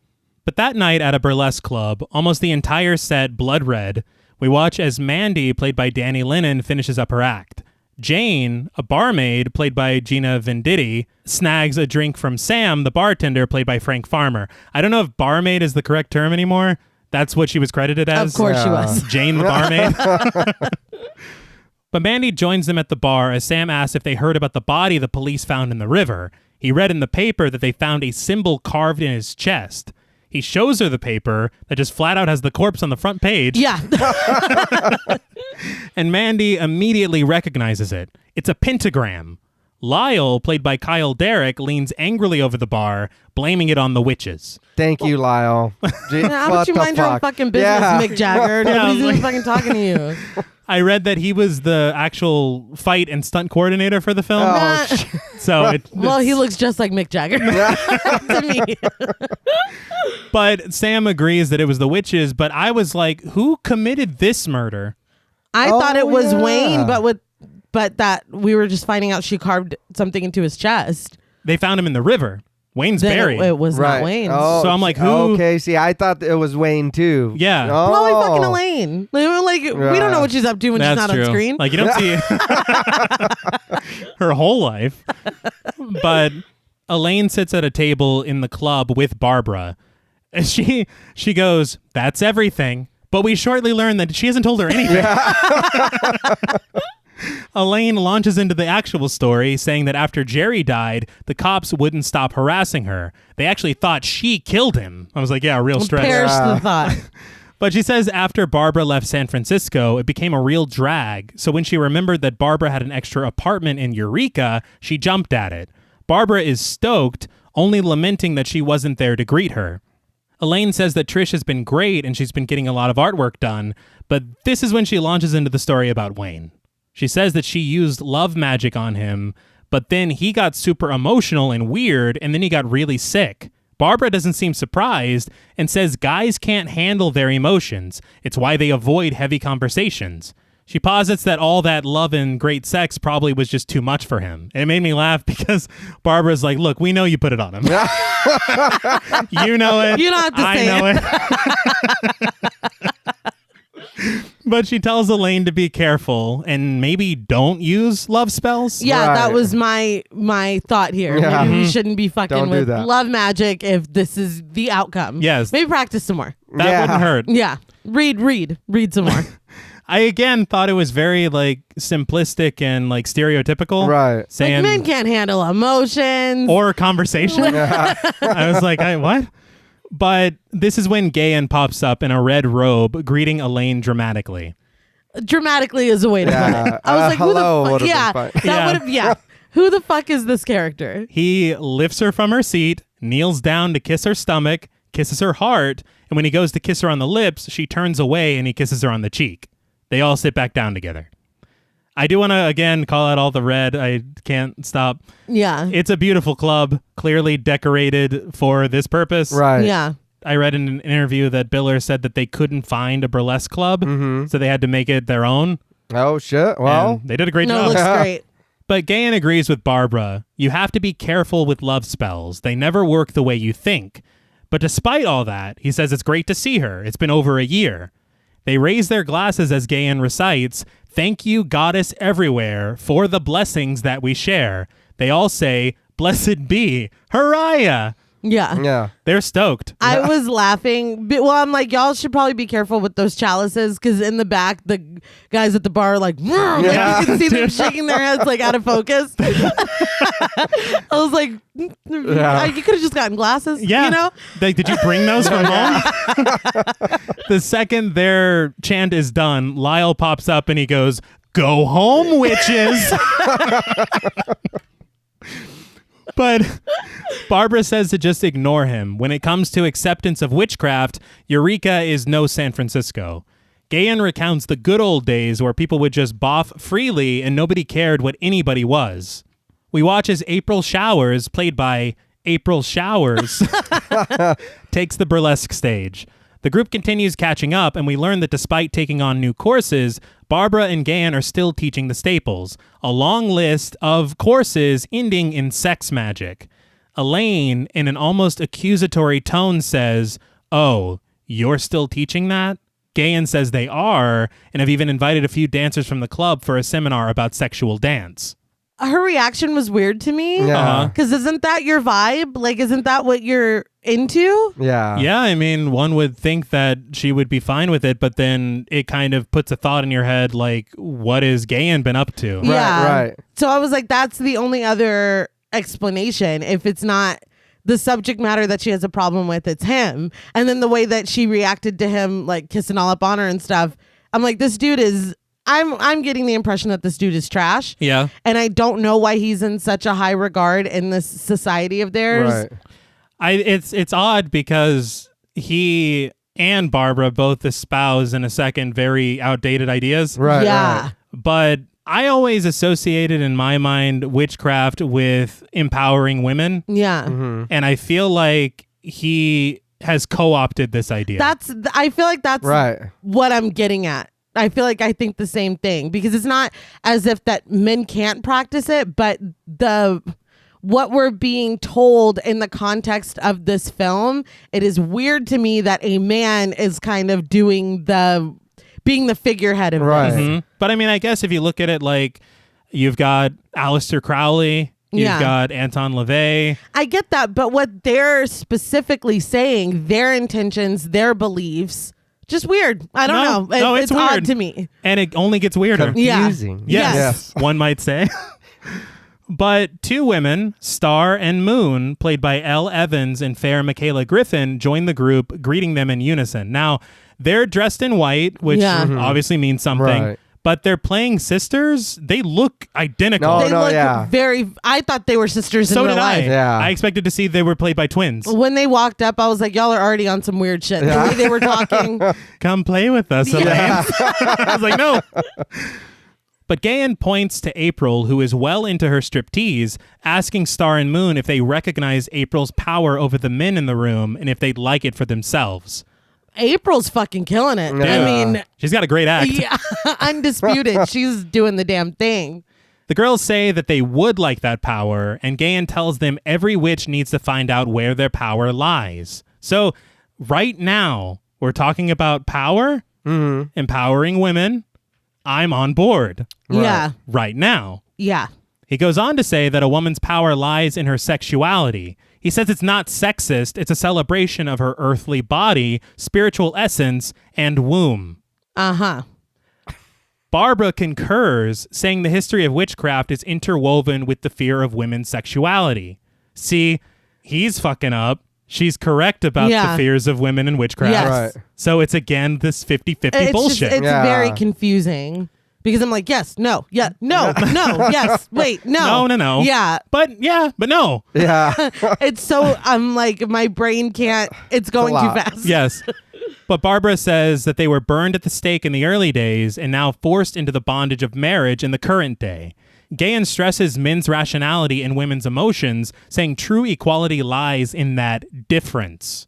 Barbara says that they need to teach men how to love them using ways that men understand. We watch as the men continue to be transfixed on April's act, removing her top and twirling her tassels. Gayan tells the girls to dress attractively, stand their ground, and to make men feel like men. Barbara says to use sex magic to destroy their fear of women and to open his heart to the floodgates of love. Only then will they be seen as human. Then, when his heart is open to love, do with him what you will. The music reaches a crescendo as April finishes her act. Now, this scene is beautifully shot. It is. But the discussion is offensive to everyone.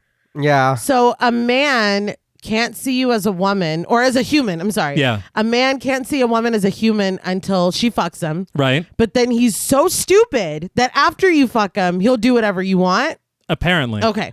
But you're not a human until you have sex with him. No, and a woman's power only comes from her sexuality. Right. And a woman is defined by her womb. Right. Which, what the fuck? Like, see, and I think this is where I was like saying That's at the beginning. Disgustingly exclusionary. Yeah. We're speechless here. Yeah, I really. What the fuck are y'all? What are we supposed to take away? Like, what was the takeaway of the conversation? For me, I think the takeaway. This is where I'm rationalizing. Please. Right. I think that they are presenting very outdated ideas. Right. That have informed Elaine's entire way of thinking. So the things that we see her say, like when she was talking to Trish, it's all coming from this place of like antiquated, old ass fucking. It's like when you meet a fucking idiot and then you see their parents and you're like, that's why. The red hat. It all makes sense now. But I think that's the thing is that this feels intentionally exclusionary. It's gross. Almost like the idea that they're espousing has been corrupted. Yeah. Right. And that they're corrupting these young minds with their bullshit. Oh, yeah. And so, I mean, it feels less like a feeling of like togetherness in this empowering world of witchcraft and more like these old ideas from, I guess, almost the film era that we're capturing is outdated and harmful. It's incredibly harmful because I know that we're like really talking about this like capsule of time that is in the rear view mirror, but people still fucking feel this way. That's what I feel like that's why I'm watching this and it's like I get it, especially if this is supposed to be satirical, but like it's upsetting. Yeah. So I mean, that's why I'm like, I wish I knew more about the intention behind the film or even the person that made it, because Yeah. No, 100%. it's confusing to me. Because I want to be like, wow, you know that what you're saying is bullshit, and that's why you're saying it, because we're all supposed to be pointing and laughing at how stupid this is. But like, are you sure? Am I hope. sure that we're all pointing and laughing together At the same thing, right? Or am I supposed to be watching this and being like, fuck yeah, you have to have babies to be a woman? Like, I don't know what you want from me. I hope not. I sincerely hope not. But the confusion of it is why I'm like, I don't know, man. This was I was like, I don't know if I'm offended or am I supposed to laugh? Right. I was like, 'cause I was like, or both. Yeah. I don't know. The way that they tag team the discussion with Star and Moon, it feels like they're overloading you on purpose with the bullshit. Yeah. And it's a lot of bullshit. Yeah. And so I'm like, when you're talking about a woman being defined by her womb, that's gross. Yeah. So I mean, this is getting to places that were believed in the 60s or whenever. Right. And so I like to think, now this is where I'm hoping it's social commentary Right. and satire, that the idea is to present these ideas so we can look at them and be like, holy shit. Yeah. I feel like what the disconnect is for me is that, you know, it would be fine and dandy to be like, look at how people used to think. Isn't that gross? Yeah. But we've still got the J.K. Rowlings of the world that are women. Yes. And do feel this way. So it makes it tricky. So it's like, yeah, but how far have we really come? If that's the commentary, it's not like we're on the other side and it's like, whew, that was crazy, right, guys? Like, no, we're not completely. Battles are still being fought. Right. So I don't know. I'm not really trying to like derail anything or us get to like, you know, a soapbox whatever. or anything. Yeah. But a lot of this messaging is really harmful and gross. And I you know, I don't know. But that's my entire hope and allows me to appreciate the film. Yeah. Is if it's being presented to show and demonstrate how harmful it is. I've never hoped anything more in any film that we've covered. Before we move on, I know you mentioned it, but that tassel work was very impressive. Yes. Like, I couldn't do that. No. And that was like work. I was like, God damn. I could practice for 6 months. That's what I'm saying. I would try. No. She was up there fucking killing it. Yeah. I would go see April Showers live. Absolutely. And I hope she's having a great day. Me too. But back in Elaine's apartment, we pan across shrines of Elaine's past lovers. She holds Jerry's photo, and we hear him in a voiceover telling Elaine that he loves her very much, but she needs to be more careful. As Elaine sits in front of a mirror in present day, Jerry's voice says dinner was late 3 times this week, and the house is a pigsty. He says he found a whole hot dog under the bed the other day. Now, I just want to say screw like gender roles or whatever. If you are leaving a whole hot dog under the bed, that's a problem for anybody. I mean, you lost a whole hot dog. If you How? notice it. Well, Your whole lunch is gone. I'm sure it'll find its way to the trash. What the fuck? She's like, I hope Gray Malkin will. He'll take care of it. But as she brushes her hair, Jerry says that she needs to take better care of herself and the house. He's embarrassed to have people over. He sounds like a real winner. Yeah. And now you're like, oh, I'm glad he fucking... Yeah, I knew he had it coming. I told y'all at the beginning. He could have picked up the hot dog. Yeah. I mean, anybody could have done that. But Elaine puts witch's flying ointment on herself, and Jerry's voice transforms to that of her father, played by David Winograd. Now, on the episode of The Witch, we learned that, I don't know if it's accurate at all. Yeah. But witch's flying ointment, the ingredients are not so pizza. Right. They're not. Well, and also, like, I was like, oh, she's going to fly later. Yeah. She doesn't fly. No. I was like, fly shit, sign me up. Yeah. Because her ointment looked a little better than from the other In all witches. fairness, yeah. Looked like raspberry jam. I would hope that, I would love to see some like 60s era wire work. I was going to say wires. I would have loved it. No. But almost like theatrical. Yeah, you're not getting it here. No. But Elaine's father at first calls her crazy and says that if she's not crazy, then she's stupid. These are great choices. Yeah. Which one do I pick? Yeah, thanks so much, Dad. But he also says that she could stand to lose some weight. As she lies in bed, caressing herself and moaning, Jerry's voice compliments how great her body is and asks if she's lost weight.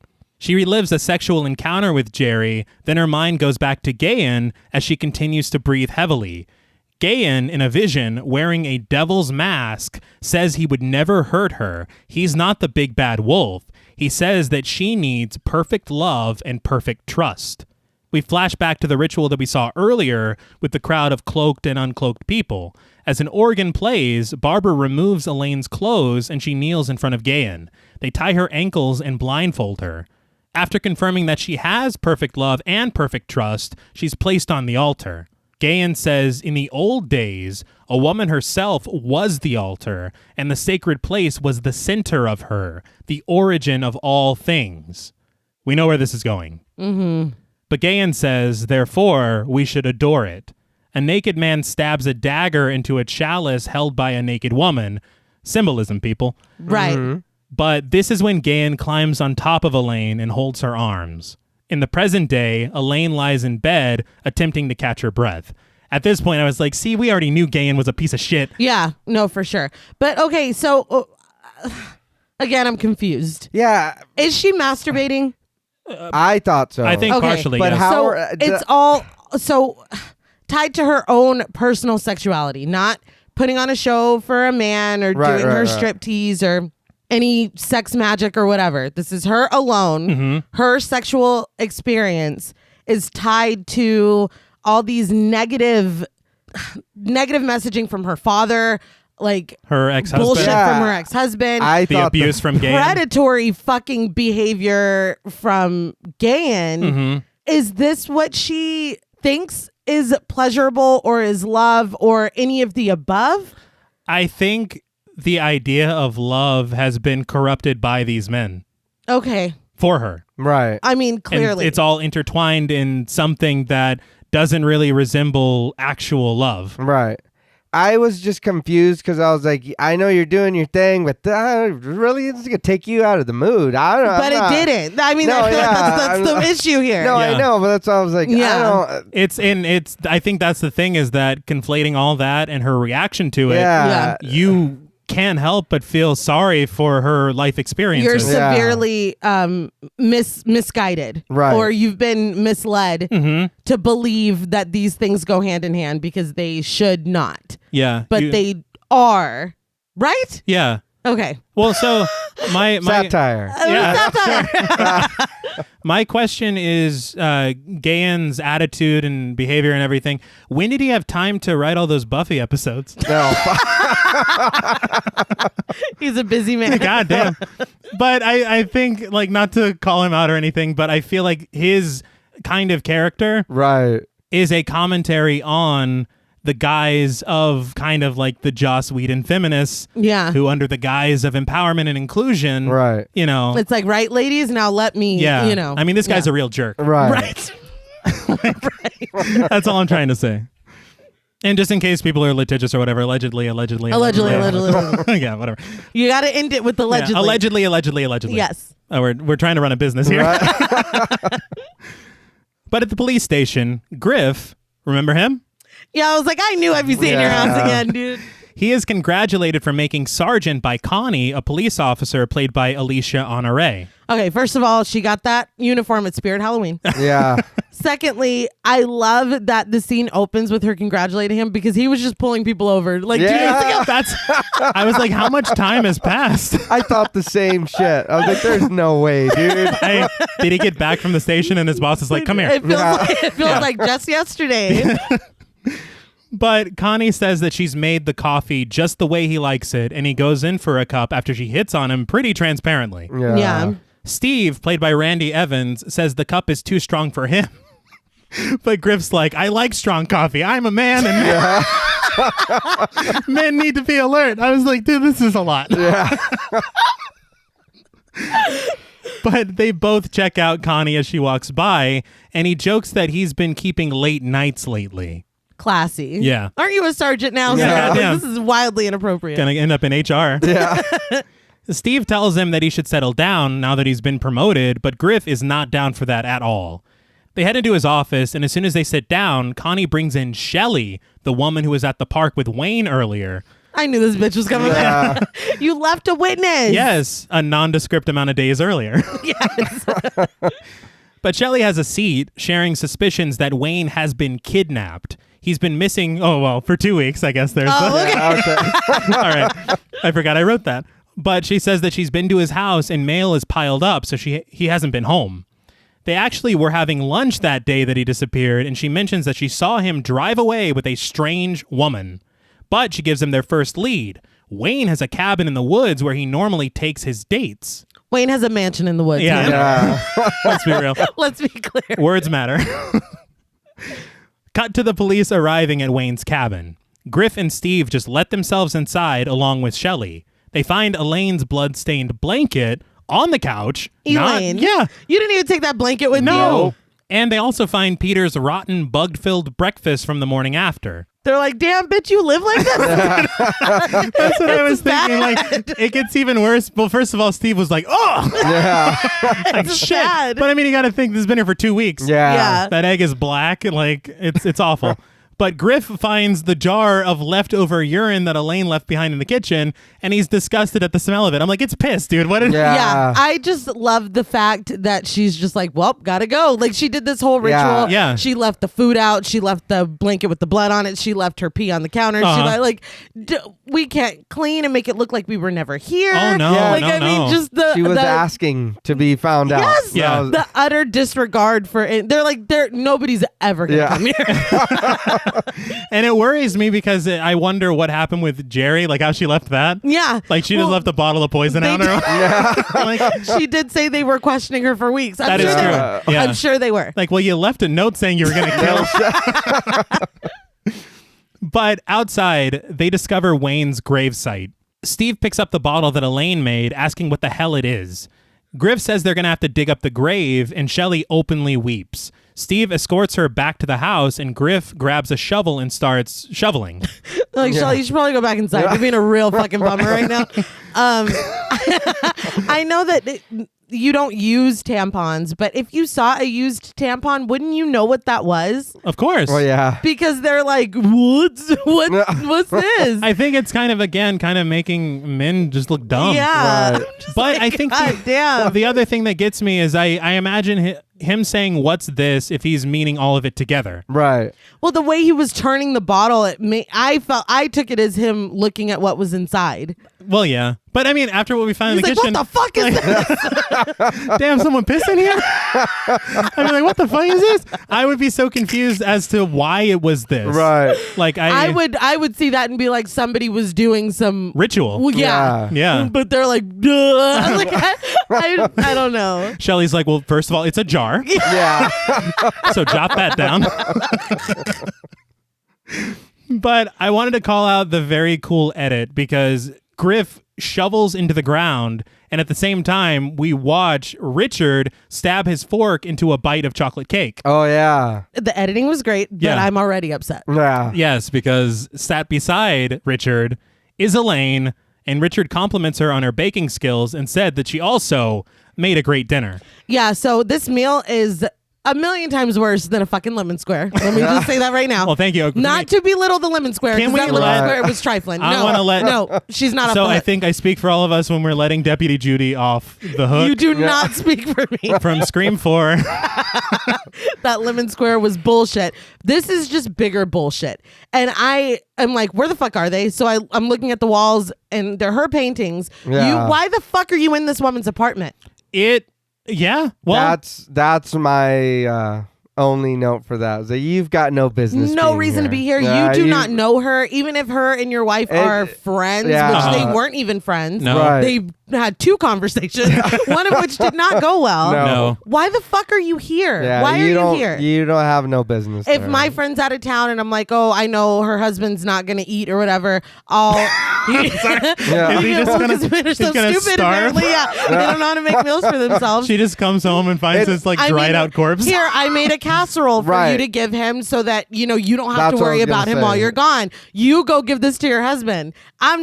This is so wildly fucking inappropriate. inappropriate. Oh, yeah. And this is if we're very close and we're good friends. Right, Y'all right. are not close. No, and they're you're not not. good friends. So- I'm mad already. Nothing has happened yet. And I get angrier. I was mad enough about this because the one thing that Trish talked about with any level of joy Right. was the fact that she was engaged to Richard, Yeah. who I think she called her Prince Charming. Yeah. Right. I like that I said I'd make them a casserole. I've never made a casserole.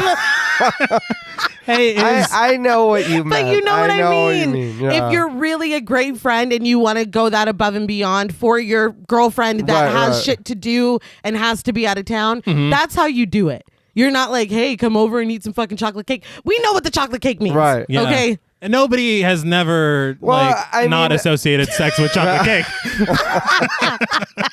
I mean, if we're having dinner and you're like, hey, so and so's going out of town, do you mind if her old man comes over? That's completely different. You know Yes. you know he's him, gonna order a pizza whatever, or he's not gonna eat or whatever. Yeah. Yeah, that is But- completely different and innocent. But what's And going on here is We've established a relationship where that is appropriate. Right. That is not. Nuh-uh. Nope.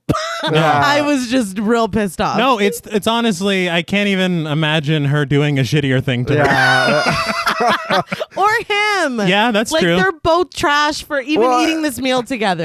What makes it worse for me was that like if she showed up at his place and was like, hey, check it out, I brought dinner. Yeah. I could see him maybe being like, look, I don't want to be rude or whatever. Leave it here and then you got to go. Yeah, no, you But got in your went, car. Yeah, you Yeah. went to her place. Nope. Mm-mm. Went inside and got comfortable. Yeah. It's like you're too comfortable to be doing this. Now, I do have a theory. Right. Because she thanks him and says that she hopes that he doesn't mind that she called. She was just lonely. Right. Now, Too no, fucking bad. I know, but I- you got to keep in mind she's doing love magic. I know, but She could have called him on the phone and he's just in a trance. We don't know. you better snap No, the fuck out of you it. know I'm what? sorry. Hey, I'll give you that until he says what he says next. That is true. I like to think that it's also including sodium pentothal in the cake because he says some shit that's out of pocket. Yeah. But Richard says that he gets lonely too when Trish is away. Elaine lights up a smoke and finds out that Richard and Trish have been married for 10 years. I thought they were just engaged. Yeah. Yeah, it's not clear. I kept calling him her husband, and then I was like, well, are they husband and wife? And then, no, I guess they are. Like, I don't know. Did I just assume it was an engagement ring because I don't know anything about rings? Did she say my husband Richard? Because I thought she said her fiance. Yeah. I don't remember. At the beginning, right? Yeah. I don't remember. There's been so much fuckery going on. Yeah, you literally can't remember. Your brain is warped from, from the chocolate cake. I'm so angry right now. But Elaine immediately makes it about herself, saying nobody has ever loved her the way that he loves Trish, not even her ex-husband. Okay.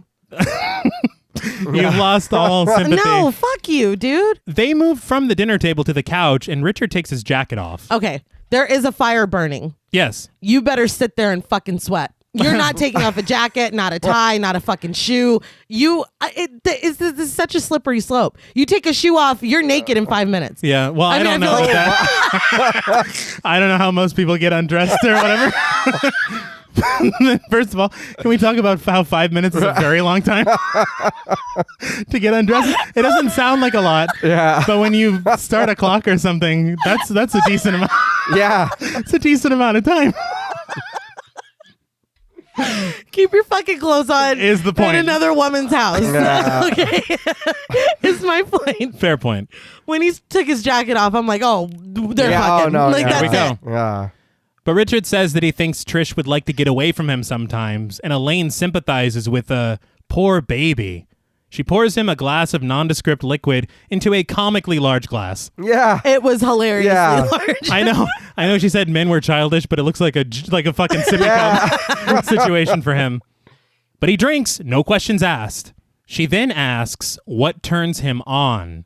And after thinking about it for a moment, he says flying, feeling in control of things above the world. This is when I'm like, good thing she put on that flying ointment because she's about to take him Yeah. around like fucking, Yeah. I can show you the world. That's what I'm expecting. On that 6-month rug. Yeah. Yeah, but they don't. never know. No. Maybe they were like, hey, Anna, we did not get the wires in. God Like, damn fuck, it. all right, I guess Well, I'll we just- already filmed the scene with the Yeah, the ointment. Just ointment. leave it in. Well, the chocolate cake is enough, I think. But he says that he sometimes thinks about his life and wonders how he got here. So many things that he hasn't done. He's never had a love affair or gotten into any mischief. You don't say. He talks about old movies and how he'd love to rob a bank with a girl on his arm, or how in Westerns they'd shoot up a town and then frequent a brothel. Elaine says that's very sweet. I don't think so. It's like, I'd love to fucking kill a bank teller. I want to get money and fuck bitches. Wow. Aw, that's sweet. Such a kind heart. Well, shut the fuck up. You're not even listening to what he's saying. Like, this is so annoying. But he says that Trish rolls her eyes when he talks like this. She says it's because Trish doesn't understand him, but she does. She puts on some music and stands in front of the fireplace and performs a very awkwardly seductive striptease for him. Was the music she put on by Lurleen Lumpkin? 'Cause that's the vibe. No, that's very Your fair. wife don't understand you, but I do. Right? Uh-huh. But when she starts taking her clothes off, he is loving it. Eventually, he grabs at her, kissing her body as the music explodes. He throws her onto the couch and gleefully asks, "Who are you and what have you done to me?" She says she's the love witch and she's his ultimate fantasy. Richard agrees. Yeah, no, Richard's down. I just, Yeah. I feel like, wouldn't you, I don't know, and y'all are just going to be like, well, he was under a spell or whatever. But if this woman calls you and she's like, oh, I'm lonely and I know that your wife's gone and you're lonely too, do you want to come over for dinner? Mm-hmm. Even it's sounding innocuous and innocent. Right. You show up, there's chocolate cake. Oh, fuck. We keep going back. There's wine. We have candles. There's a fireplace going. There's titties on the walls. Mm-hmm. Aren't you like... Well, there are paintings of titties. It's not that kind of party. There's not actual titties on the No, wall. that would be fucked But up. I mean, it's not Ed Gein's house. But No. I'm just like, wouldn't you be like, okay, I see... She's obviously trying to hook it up. Like, Yeah. wouldn't you Well, immediately yeah. see that? Or Trish is testing me, even if you're not a good person. Like, wouldn't you? Uh-huh. Even if you're she's not hiding in the bedroom with a closed circuit TV. Yeah. Oh, you thought I You was a son of a fucking bitch. I'm just like, aren't you fucking? And I guess this goes back to the men are stupid, whatever. But like, this Right. is just so unbelievably ridiculous. I want to point out that at this moment, I realize dude's out here in California getting his back scratched to oblivion. And I'm just thinking about Trish in Dallas, like, so this is a linen couch? Fascinating. It's sad. It's the worst It's thing. not fair. She's going for work. It's so messed up. It's so messed up. He was under a spell. Sure, okay. I will think that's the only thing that makes sense to me, especially the reaction we see Right. later on, is that he is under her spell. Okay, but he didn't drink it yet. Henceforth, okay. Yeah, but we seen what she does with the eye thing. I know, she's hot. Any woman can No, do but that. wait, but she No, drank a potion you're herself not, yeah. that made her attractive to men more. Yeah. Well, yeah, I guess. But they don't fully go cuckoo Flying bananas ointment. until the flying ointment, Yeah. until they drink the spell. That's what sets it over the edge. Well- so yeah, maybe he's in lust or infatuated or something, but I have to believe that Well, he still has some Maybe faculties. the ointment was his thing. Uh-huh. Dude liked to have fun, obviously, and party. He drank the drink. So he was all... Okay, I guess that makes some type of sense, but she should have flown. I think that's where you're drawing the... But back at the police station, Griff tells Steve he's going to head out and speak to Professor King to make sense of the bottle they found. He also shares that according to the toxicology report, Wayne died of heart failure, but they also found devil's weed, a toxic hallucinogenic. Not devil's weed. Yeah, I know. Steve offers to come with, but instead just gets Griff's lunch order. Yeah. Yeah. And like he went into detail on the sandwich. He did. And again, just like with the flying ointment, I was waiting, like, the turkey's a little dry. Like I was waiting for more to come with the sandwich. We never see it. No, Yeah. it just made me laugh. He's like, no crusts and Yeah. it's coleslaw. Look at the coleslaw. like, what the fuck? Because he was like, mustard, mayonnaise, yes. I'm like, oh, this is Like, about damn, to fuck it he's up. gonna eat today. Got avocados on Yeah, there? he made Sergeant. Shit. That's how he's like, well, I can afford the avocado. Sergeant coleslaw. But Griff meets with Professor King, played by Clive Ashbourne. Griff shows King the bottle, and after taking a whiff, immediately determines it is in fact a witch bottle. He's like, oh yeah, that's piss. It's like, so yeah, someone pissed in here. Is that what you wanted me for? You could ask anybody.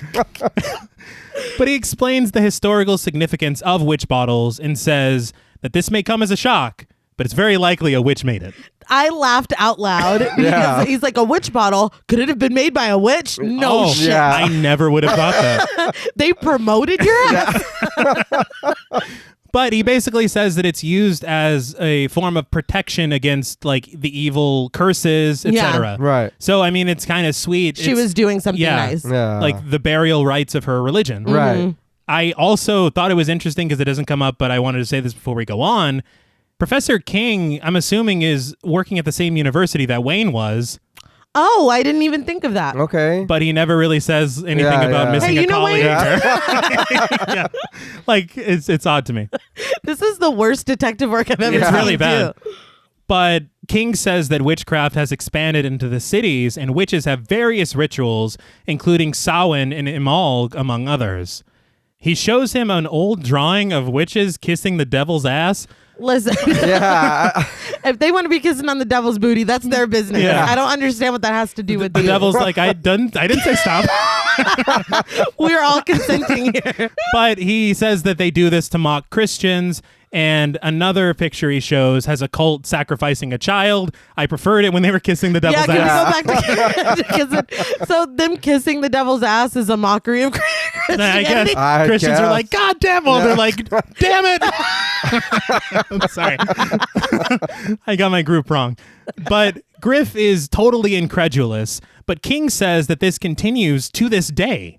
He says the ones who do sacrifices are black witches. Their counterpart, the white witches, forbid harm to others. He says every major city has an amalgam of black and white witches who practice ancient rites. Mm-hmm. This is where this is what I'm saying. Is where I was a little confused because she knows she's harming these men. She has to. Yeah. Well, So I mean, and just the callousness of fucking pussy, dude. Yeah. She didn't even care. No, it just makes she's like, I didn't expect you to love me. Ew. It's like I thought it So was what I you thought, wanted. you're talking about love and nature and all this. I thought you were forbidden from harming people. You know you're doing this. And you do, yeah. Yeah. I feel like it must be the disconnect between like black magic and white magic. Right. And I think that maybe she thinks she's doing white magic. Right. And But she's not. She's not. Yeah. But we then cut to a shot of a full moon in the sky. I love it. Of course. And are werewolves coming now? It's like we're bringing everything in. It's like it took me 7 years to make it. We're fucking going crazy. But underneath the full moon, Barbara and Gayan prepare for a ritual. Gayan kisses her from foot to head as Elaine watches. We pull back to find an entire coven of witches naked and kneeling around a circle of stones with a cauldron burning at the center.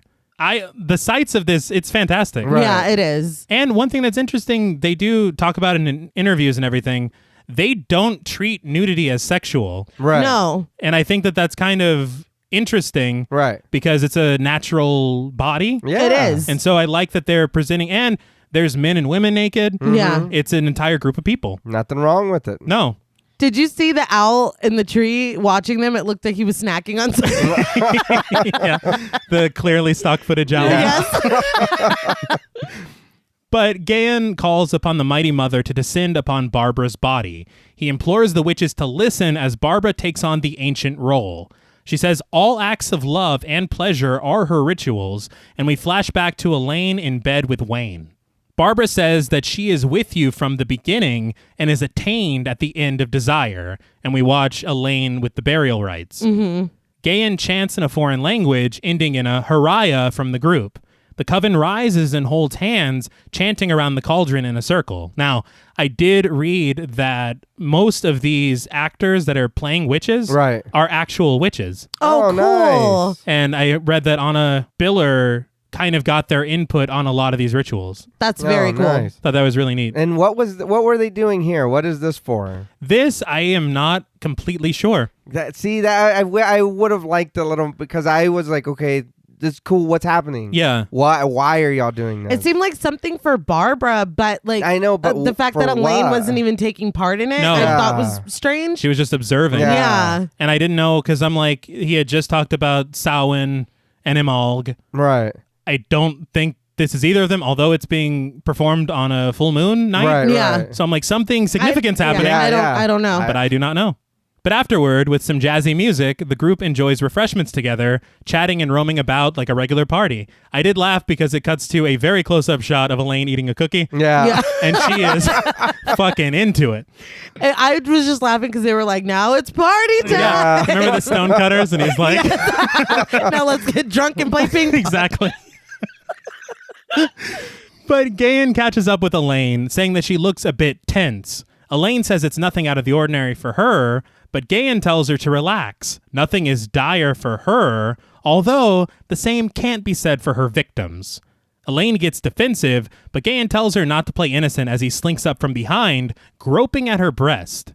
She pulls away, and we see Barbara smirk. He's such a fucking creep. I just hate him so much. It's awful. And the thing is, I don't know if it's strange editing here because I think Barbara was reacting to a conversation she was having. Yeah. But the way but they it cut looks like, she's like, groper. Like, Exactly. it's like, what the fuck? it looks like she's cool with it. Yeah. But then Elaine goes up and talks to Barbara, and she seems like she didn't even notice what was going on. Right. Yeah. So I was like, I don't know. I don't get it. But Elaine shares the news to Barbara that she broke it off with Richard. She says after a while, he became super obsessive and his aura was all murky. She says he didn't even want to make love anymore and became like a woman crying over everything.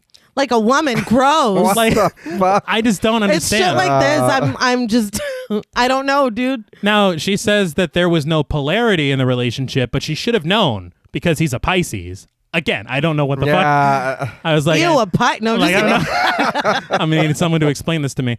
But again, like she is intentionally calling upon and reinforcing these weird gender stereotypes. Yeah. Yep. So I think that the continuance of this has to be intentional, Right. in a way that we're supposed to look at it and be like, God, I can't believe she fucking said that. Yeah. I hope so. Because that's what I said. It's in your notes. I can see it. But in his apartment, amongst tarot cards and various love letters written to Elaine, a disheveled Richard pours himself a drink. I was like, damn, she's got him reading tarot Yeah. cards. Yeah. He's like, He's I'm like, gonna I get heard in she her likes world. this. But Trish walks in and he stashes the notes with the quickness. Well, yeah, it was love letters with Yeah. another woman's name on them, just in plain sight on Yeah. his desk. So I thought you were in Dallas. I thought, I thought you moved to Dallas. Isn't that what you said or whatever? You were telling everyone goodbye. Yeah. But he's annoyed that she's interrupted him, but she just wanted to tell him that she's going to bed. Drinking even more, he says he won't be joining her. As soon as she leaves, he bursts into tears loudly. Trish watches from the staircase, but just lets him sob. I laughed because he didn't even wait. No, Yeah, she wasn't even Wait, out of sight. No. He was like shoving the mouth of that bottle all the way in his mouth. I was Oh, like, yeah. It's an interesting way to drink that. He's hurting. It's Okay. Yeah. just gonna I'm just gonna chug this shit Yeah. out. I'm just going to chip a tooth. Yeah. She's like, I was like, oh no. God damn. and she just goes to bed. Like goes Yeah. to bed. Like that's normal Richard He'll behavior. stop. Yeah. This dude was fucking like ugly crying. Yes, I did laugh again because he is loudly weeping and imagining himself holding Elaine's shaking ass. Yeah. It wasn't even like a sweeter moment. No, he's like, that was like, great. That bitch can twerk. It's like, God damn it. He imagines Elaine in bed and her eyes are peering at him. And it makes me laugh because we see him through these visions just Right. losing it. Oh, yeah. Yeah. He's, Like he's he going through is it. a mess. Yeah. But he then imagines Elaine walking through flames and his cries just grow louder. And I was like, oh, burn the witch. Yeah. Mm. But the next day, Griff arrives at Moonrise Herbs and heads inside. He introduces himself to Wendy, showing his badge, and then immediately gets down to business. He shows her the witch bottle and asks if it looks familiar, and Wendy recognizes it as a witch bottle, but says she has no idea who could have made it. When asked, she shows him a witch bottle that they currently have in stock, and she says that she never sold them until a girl started supplying the store with them. A girl, you say? Griff's like, who's this girl? Could it have been a witch? Well, Wendy, who apparently does not know the rules, is like, oh, her name's Elaine Parks. I was going to say that no honor amongst witches. I was like, jeez. It's like, dude, what the fuck? Gave her ass up real quick. I thought she was just going to say Elaine, but she's like, Elaine Parks. I was like, Jesus Christ, just going to make it easier. He's like, and her social is. It's like, fuck. But we cross-dissolve to Elaine in her apartment, working fastidiously with an array of beakers and vials. They're very colorful and bubbling and smoking, but it looks like a science experiment. Yeah, I was like, is she making potions or blue meth? I was confused. Crystal blue persuasion. But Elaine is interrupted by a knock on her door. It's Griff. He tells her that he has some questions about a potential homicide and thinks that she'd be able to help. She reluctantly invites him inside, and they don't seem to recognize each other. No. But Griff tells her that a man named Wayne Peters was killed, and she claims not to know him. She's like, I never fucked Wayne. I never fucked Drake. It's like, I never asked that. She didn't even look at the picture. That's my thing. You gotta at least pretend to look at the picture and be like, actually, no. He shows her that picture, and she's like, can't help you. Goodbye. Yeah. And tries to walk away in her own apartment, which is very funny. I think that was going to work, right? No. But he stops her, and he pulls out the witch bottle from Moonrise Herbs. He asks her if she's ever seen anything like it before, and she admits it's a magic bottle and that she made it. He then asks if she's ever seen one containing urine, and she's like, urine? Come on now. But he then shows her the bottle that they found on Wayne's grave, the used tampon still inside. I was proud of him for knowing that it was a used tampon inside. Yes. I was like, that's growth. That's character development. You know, honestly, it could be a matter of showing that Elaine isn't right about everything. Yeah. Right. Because she had said when she was making it, most men don't even know what this is. Yeah. And he's like, this is a used tampon. Yeah. My She's like, goodness. fuck, I hadn't counted on that. But it made me laugh because she immediately excuses herself to go check on her science project. Yeah. And it is belching a beautiful purple smoke. Yeah.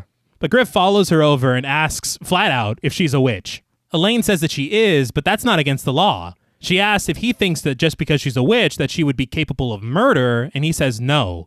She then asks if he knows what it's like to really suffer, fighting and fighting until you're unable to go on. She says witchcraft is her religion, which is older than Christianity, and witchcraft saved her life. I mean? Yeah. Again, this part I'm like, good. Yeah. But she turns away, and he walks over to her apologizing. She turns toward him and says, "That's all right, Sergeant Meadows," her eyes locking with his. He immediately softens and tells her that she can call him Griff. He's lost. Yes. I was like, not Griff. That's it. She vaguely remembers him, but she can't place it. He feels the same way, and then it hits her.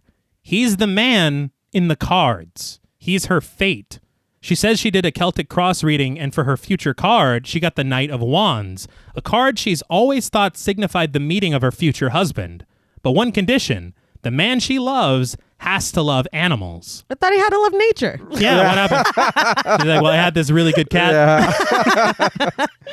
But as it turns out, Griff does love animals. Not only that, but he has a friend who has a couple of horses that he is very fond of. In fact, he's off this weekend, and he asks if Elaine likes to ride. You forgot I'm a murder suspect Yeah, real what the quick. fuck's happening, man? I looked in your eyes for 2 seconds. Yeah.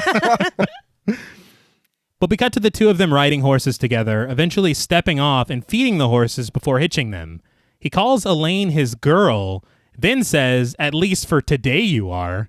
Yeah, he's disgusting. Yeah. Well, he's like, there's no one around here to tell me that you're not. It's like, Yeah. Well, she said she is, and he's like, what does that mean? yeah. Maybe that I'm a human with autonomy, but, No, whatever. He never considered that. The two kiss, but that kiss is interrupted when they hear the sound of music playing in the distance. They walk off together to investigate, stumbling upon a Renaissance fair. I would be so excited. Yeah, it's the naked people. Right. Yeah. Various people and jesters drink, laugh, and dance together. I don't mean to imply that jesters aren't people. I wrote that weird. And fucking jesters. But after a couple dancers leave the stage, Gayan and Barbara, dressed in yellow robes and crowns, ascended. I was like, it's her people?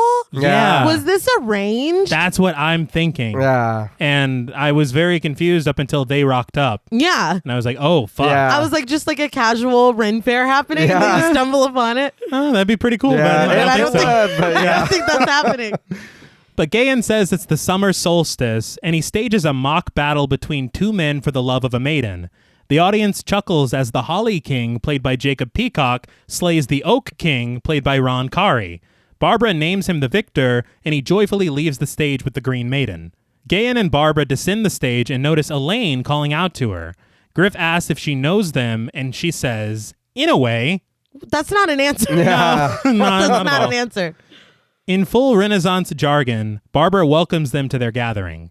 Rather than presenting themselves as witches, Gayen presents themselves as Renaissance players, saying that they're celebrating Midsummer and asks if they'll join them. Elaine is eager and totally game, with a massive smile, but Griff slowly eases into the idea of kissing her. A crowd gathers in awe of their love, and a jester played by... sorry, he's a person. Yeah. A jester. A jester played by Christopher LeCrin says that this calls for a wedding.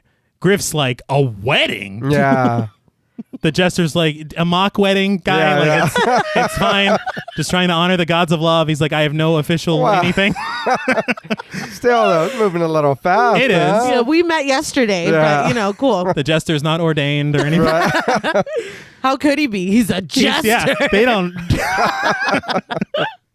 But the crowd applauds, and a troubadour played by Neil Gillen and Lady Love played by Amy Segal immediately break into song. They sing about love being magical, and yes, this song is written by Anna Biller. No way.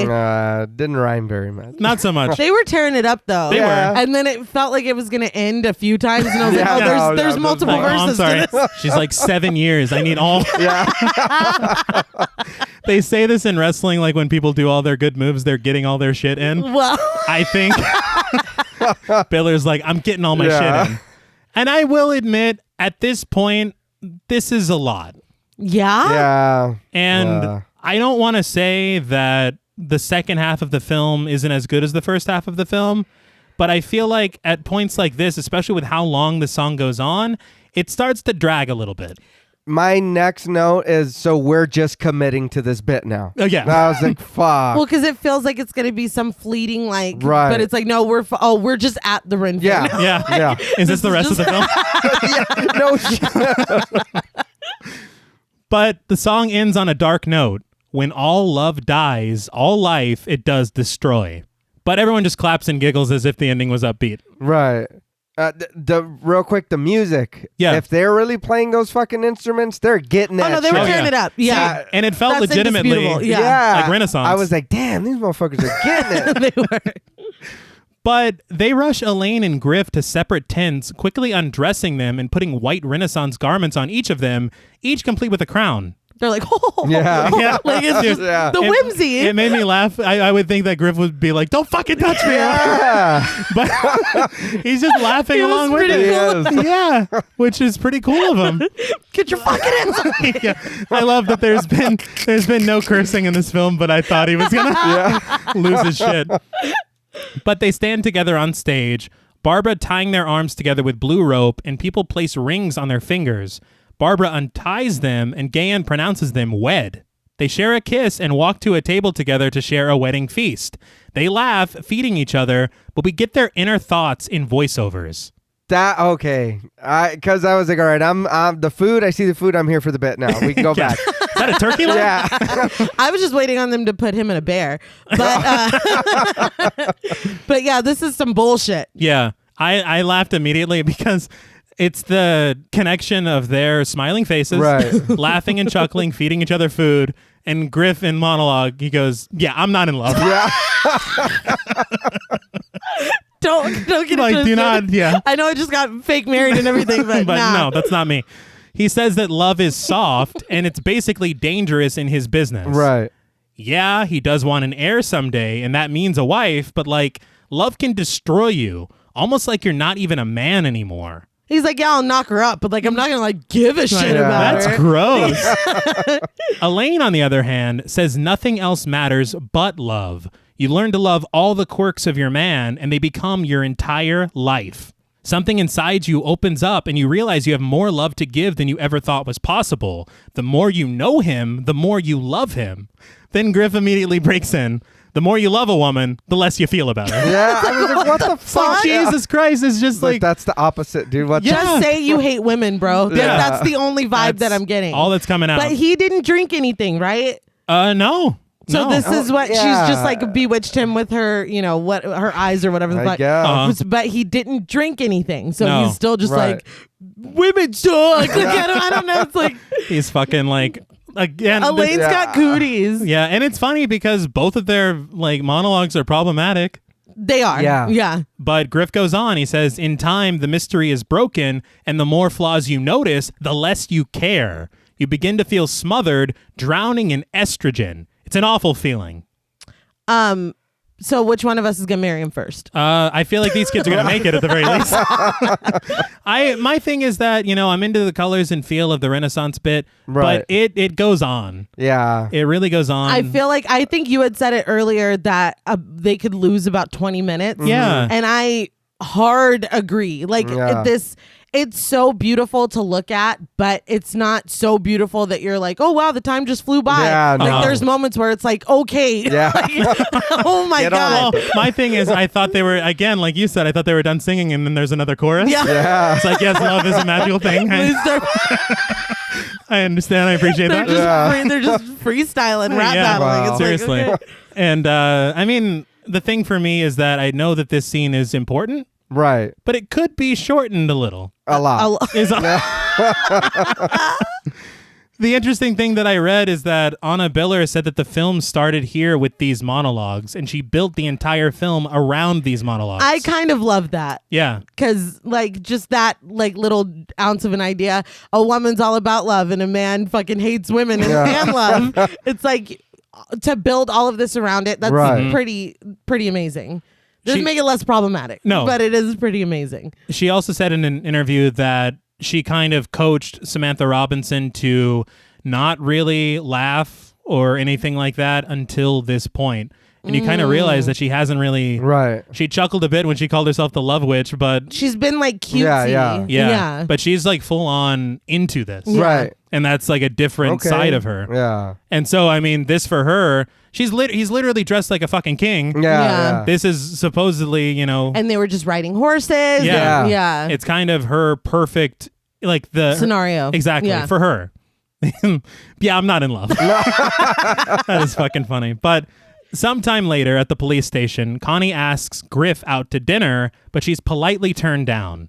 As he pours a cup of coffee, Steve approaches him, saying he's got more info on that Elaine Parks girl. Griff tries to brush him off, telling him to just leave it on his desk. He also says that the captain is said to lay off the case. The town apparently has an understanding with the witches, and he doesn't like to mess with them. He's like, I got promoted. I'm the captain now. Leave her alone. It's been a week. I'm on the fast track. But Steve's like, even if they murder? Yeah. But Griff says that he and the captain are satisfied that Wayne's death was a heart attack and just storms off. Steve follows him to the office, just asking to show him what he found. He reads from his notes. Elaine used to run an organic beauty store with her husband, Jerry. 2 years later, they divorced and she moved to San Francisco to dance at a burlesque club and got involved with a coven of witches. Griff just looks at the other paperwork like, wow, man. Yeah, the waitress really should have taken it back. Not listening at all. I want to No. know where he got all this information from. Yeah. Great question. But Steve just clears the papers from in front of Griff and continues. The coven broke up after some members mysteriously died and police got involved. Shortly after that, Jerry, who was planning to remarry, died of a drug overdose. The police questioned Elaine, but didn't have enough evidence to do anything about it. Griff is like, well, San Francisco's got a thorough police force. I trust them. Case closed. But Steve's not having it. He says Elaine is dangerous, and not just because she's a witch. Jerry died of a drug that he's never taken before, and where did Wayne get the devil's weed? Griff says the devil's weed came from Wayne's garden and tells Steve that he needs to back off. Steve asks if it's because he's satisfied with the evidence or because he's in love with Elaine. Griff tells Steve to get off his back and then delivers the most realistic looking punch, I think, in cinema history. The funniest punches Yeah. in history. He's like, I hate love. I was like, this is too silly now. Yeah, it was I very- like, this It's is- gone kind of off the rails because his motivations in this scene, it feels like he is falling in love with her. Oh, yeah, but he's But fighting it. He just said before, I'm not in love. And later on, he's still not in love with her. Yeah. So I don't understand any, like, wouldn't you be like, oh yeah, fucking lock her up, bake her away toys. Like, well, I don't have to fucking deal with her anymore if you arrest her. He's like, I got what I want. Yeah, exactly. You know, so I'm just like, I don't know. It's really confusing to me because it feels like, because we have hope right now. Yeah. No. So he doesn't want to ruin, Still no. with reality. It is confusing. Yeah. But I laugh because Steve falls to the floor and Griff like shakes his hand like it fucking hurt. Yeah. And Steve goes, "That was way out of line, Griff." It's like, what, him tapping your mouth? Yeah. But Griff storms off, almost hitting the door frame on the way out. In the next scene, Trish pours herself a cup of coffee in her kitchen. After a moment, she heads upstairs to check on Richard. She hears the sound of running water in the bathroom and calls out to him. When he doesn't respond, she busts down the door and notices a small pool of blood collecting on the floor from the bathtub. She rips the curtain open to find Richard inside the tub, his wrists cut, dead by his own hand. He wrote it on the wall. Yes. And no, it's terrible. Yeah, you're really... Right, no, I'm sorry, that was Tell me very how terrible it was. No, Richard, like, fuck him, dude. Like, I don't know. I think... She's completely, like, not even thinking about him anymore.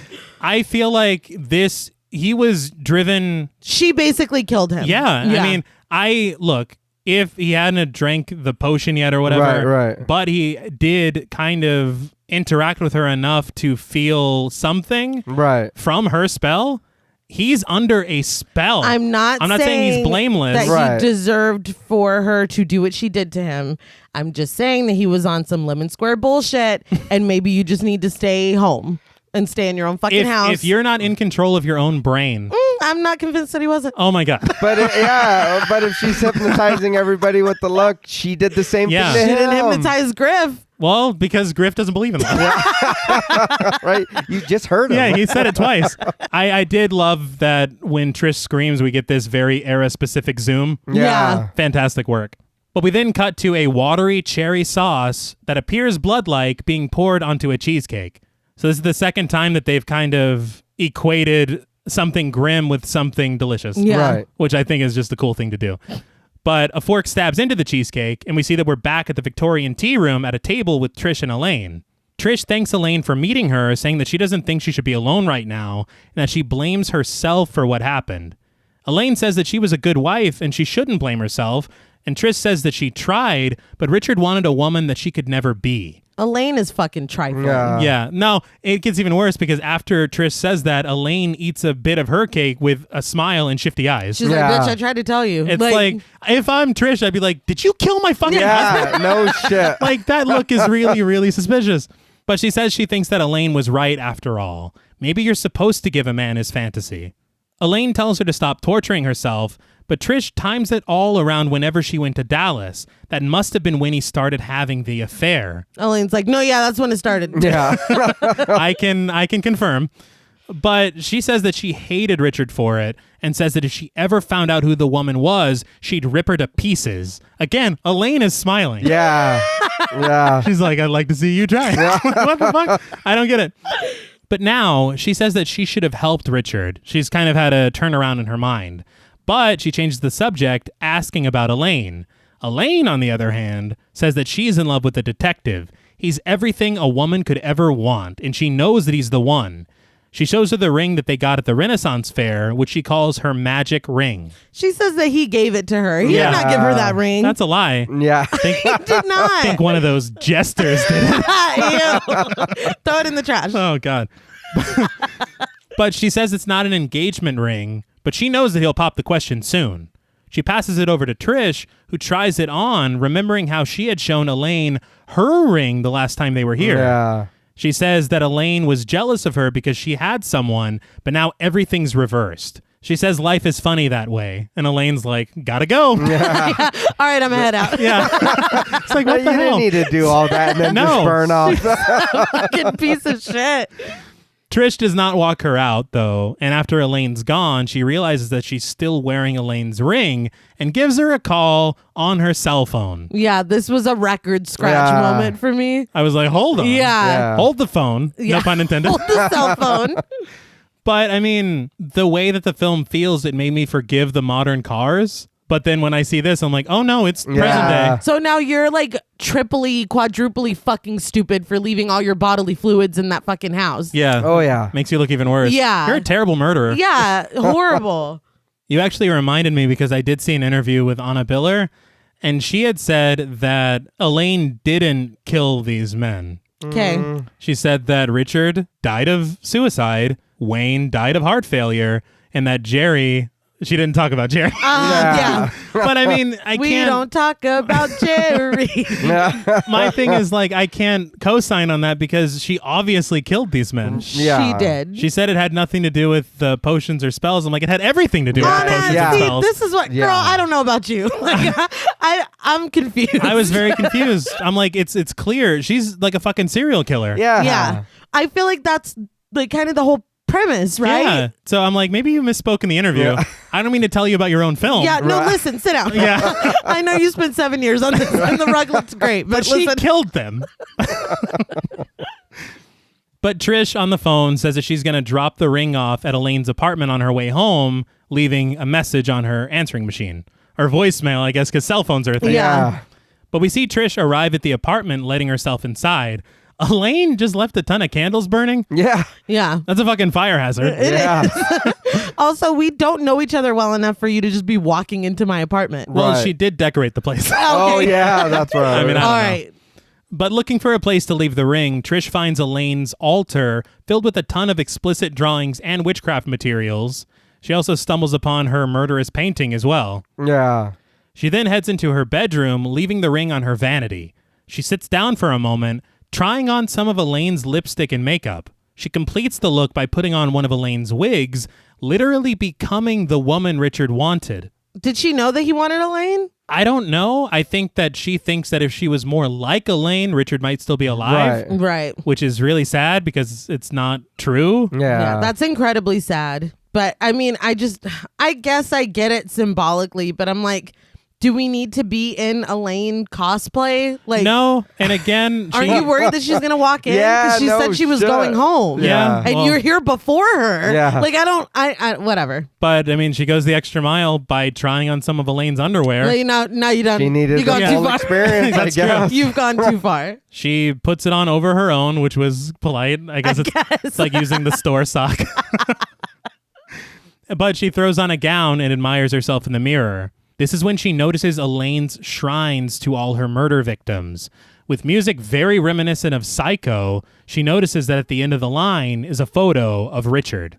She then opens the drawer underneath, finding the love spell materials wrapped up and literally labeled with each name of every victim, and she picks up Richard's. She unwraps it, looking through it all, finding a wooden doll with like symbols carved into it, and even a photo of Elaine and Richard together, as well as a card from Richard as if she needed more evidence. The nerve of this man to be out here in these streets taking pictures with this Dude, woman. When did they take that? I don't when know. the fuck? They were that outside. was Yes. different clothes. It was. Yeah, full light. Yeah, It's like you took that when you were offset. You guys weren't even fucking working. that was from his Instagram. Yeah. But in the card, he literally calls Elaine the most beautiful woman in the world and says, "See you tonight." The only way it could have been worse is if he said, "Trish is in Dallas, so..." Yeah. But Trish is crushed, and she's so distracted by what she's found that she doesn't notice Elaine has arrived home and is slowly approaching her with a knife in her hand. At the last moment, Trish turns around, disarming Elaine and throwing her to the bed. She beats the shit out of her and calls her various names, but Elaine just cries. Trish snags the evidence and tells Elaine that she'll burn for this before leaving the apartment. It was funny because I'm happy you found your husband's murderer, Uh-huh. but you storming off wearing her clothes Yeah. that you shouldn't be wearing. Could have left it Yeah. behind. And her wig comes off in the fight. Yeah. Like, She's got a she wig just got the cap on. It's like, you might want to, where are your clothes? Yeah. Just leaves them Put your there. jacket back on. Yeah, shit. But I read, and this is where I was kind of like, okay. According to an interview with Life of a Star, Biller said that Trish could actually be the de facto hero of the film. And for me, that kind of cosigns on what we've been saying as far as the interpretations of a lot of the shit we've been hearing. Well, yeah, she's the only fucking person with a brain in this entire film. And she reacted very honestly, sensibly after finding out what happened. Right. She's going to take it to the authorities. Yeah. She didn't just murk Elaine here. If she would have, I'd have been like, all right. Yeah, I mean, I laughed though because Elaine was coming at her with the knife, and as soon as the knife was gone, she's just like, Yeah. Like, she's not about that life. She didn't even try. All her power came from the knife. Yeah. But this is when Elaine snags an amulet from her dresser and just repeats, crash, crash, die, die. I was like, what the fuck? Again, you're wishing harm Yes. on others. Yeah. Like, what? What seminars did you take? What courses? But later, the coven completes a binding ritual for Elaine, who lies on the altar, the members circling her and chanting. Barbara lights a couple of candles, and Gayan gets Elaine a drink from a cauldron. Barbara hands Elaine a photo of Griff and binds them together for all eternity as Elaine drinks and stares longingly at the photo. I'm sorry, Elaine, have you ever had a conversation with this man? No. Just like one that wasn't about horses? I was going to say they like horses. I laughed a lot at this only because she literally just got found out. Right. And she's like, well, I do have that binding ritual at 10:30. I gotta go. I still have to go. She took my best wig, but that's okay. Yeah. It would have made more sense to me if she was at the binding ritual when Trish Before. finds all this Yeah, stuff. yeah. That makes a lot more sense to me. But at the burlesque club, Griff sits drinking at the bar. Moon and Star now perform on stage, fulfilling the desires they spoke of earlier. Mandy is annoyed at them, saying they can't dance at all and they're weird. I laughed out loud. Thank you, lady. Thank you. I was like, yes, and yes. What the fuck are they doing? I don't know. There are no April showers. No. No, nobody is. No. But Lyle says that they're friends of the witches, and Mandy says that the witches are everywhere now. Lyle and Jane talk about Wayne's murder and how it was obviously committed by the witches. Mandy calls it creepy, and Griff just stays silent, as if he knows nothing on Yeah. this. He's like, I have no opinion one way or the other. And what is a witch? But he turns to see Elaine, dressed in red, approach him. He tells her to sit down, 0 love in his eyes, 0 bullshit. She sits down, and he tells her that the DNA came back from the lab, and it connects her to Wayne's murder. He then shows her the wooden doll that Trish apparently brought to the station, accusing Elaine of driving Richard to suicide. Elaine just lights a cigarette and says that she was a bad girl and asks if Griff is going to punish her. Griff puts her cigarette out. It was funny because she's like, yeah, I did that shit. Yeah. I mean, I don't know. No... And I'm like, now we have DNA in a lab. It feels like we got to the back half of this film and it's just like, fuck it, make it present day. Like, I need her to have a cell phone. I need DNA. Yeah. Like, fuck it. I got to explain those cars too. Yeah. Yeah. But Griff just asks plainly, what is wrong with you? Elaine cops to none of it. Like, I guess Anna Biller said, Wayne died from heart failure after they made love, and Richard died because he loved her too much. Makes sense. Yeah. Yeah. Griff's like, are you trying to tell me that these men died of love? He calls it insane and brings up the spells and the drugs. Elaine says witchcraft simply uses energy that's already there, and she didn't know how strong the spells would be.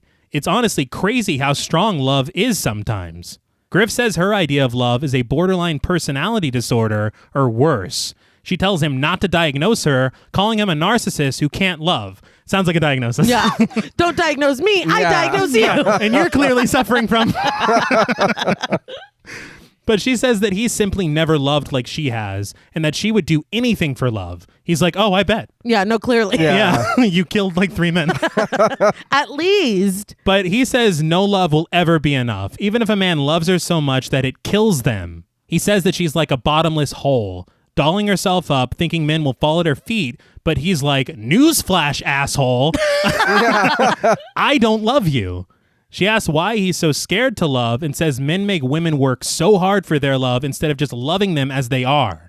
There's a moment of realization that kind of comes across her face. Mm-hmm. It looks like she realizes that Trish might have been right, but then it disappears immediately. Yeah. She's like, no, it's fine. Like, no, I you was were right all along. You were onto something.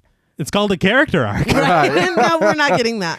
But she says that Jerry was just like Griff and that she's been treated like trash her entire life except for when men wanted her body, so she empowered herself through witchcraft. She takes what she needs from men and not the other way around. Griff apologizes, saying that it's not going to work this time, and she's under arrest. She's like, for what? I laughed so hard. I'm like, what do you think, dude? What have you been talking about this entire time? But she says that the only things that they have on her will not stick. And she's like, you could have burned me for it 400 years ago, but not today. Griff then tells her that she's under arrest for burying Wayne's corpse unlawfully. Yeah, I mean, there's that. Yeah, but he goes, we'll find more. Yeah. The entire bar finally takes notice of the conversation and gets whipped into an anti-witch frenzy. They grab her and start chanting, "Burn the witch," over and over. Griff gets into several fights as men throw Elaine to the floor, undressing her. Yeah, I didn't understand. Yeah, what the fuck? Yeah. You were saying burn. Exactly. I don't know what you're doing. What the fuck is Yeah. this? Thankfully, though, Griff is able to save her, scooping her up and rushing outside where they get away in his police car.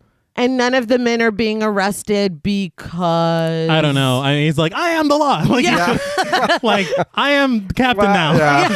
Look at me. His fight scenes aren't very impressive. No. No. I guess. You're not getting a promotion, sir. But we cut to a shot of Elaine's death shrines, complete with a photo of Griff and his police badge resting on a dagger. Now safe in her bedroom, they sit on Elaine's bed and she offers him a drink, telling him everything will be okay because she loves him. Griff doesn't reply. He takes the drink from her and throws it to the floor, just glaring at her. You done goofed, Griff? Yeah. Uh-huh. Why did they come to her house instead of the police station? That's a great question. I do not know. But heartbroken, Elaine imagines the Three of Swords tarot card before backing away from Griff defensively. She holds her hands up and looks at him, seeing his silhouette with a skull superimposed over his face. Yeah. Now, I gotta tell you, I love this shot. It looks really great. It's very campy, but it's amazing. Right. Yeah. And, you know, I say campy, like, campy, it doesn't mean bad. Oh, no, I love no. camp. Yeah, camp is fan. And this movie is camp. It is. Yeah. But the music buzzes as we see transparent visions of Wayne, Richard, and Jerry all saying, "I love you, Elaine." She calms down. You know what I just realized? Jerry and Elaine. Oh, my God. Do you think? Of course. I hope so. That's hilarious. But she calms down, looking at herself in the mirror, and she picks up a flower and holds it close to her chest. Griff just reclines into the bed, closing his eyes. Without a second thought, Elaine retrieves the dagger, walks over to the bed, and stabs Griff several times in the chest. She looks up at the murderous artwork that she painted, the prophecy fulfilled. The spilled chalice, the bloody knife, the wound in Griff's chest. She stares off, seeing a vision of Griff in his Renaissance clothing, telling her that he loves her and has never loved anyone but her. He asks her to marry him, and Elaine imagines their mock wedding was actually real.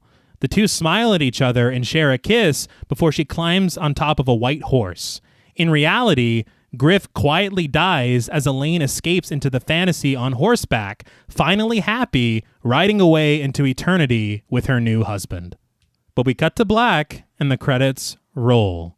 So, what did you guys think of The Love Witch?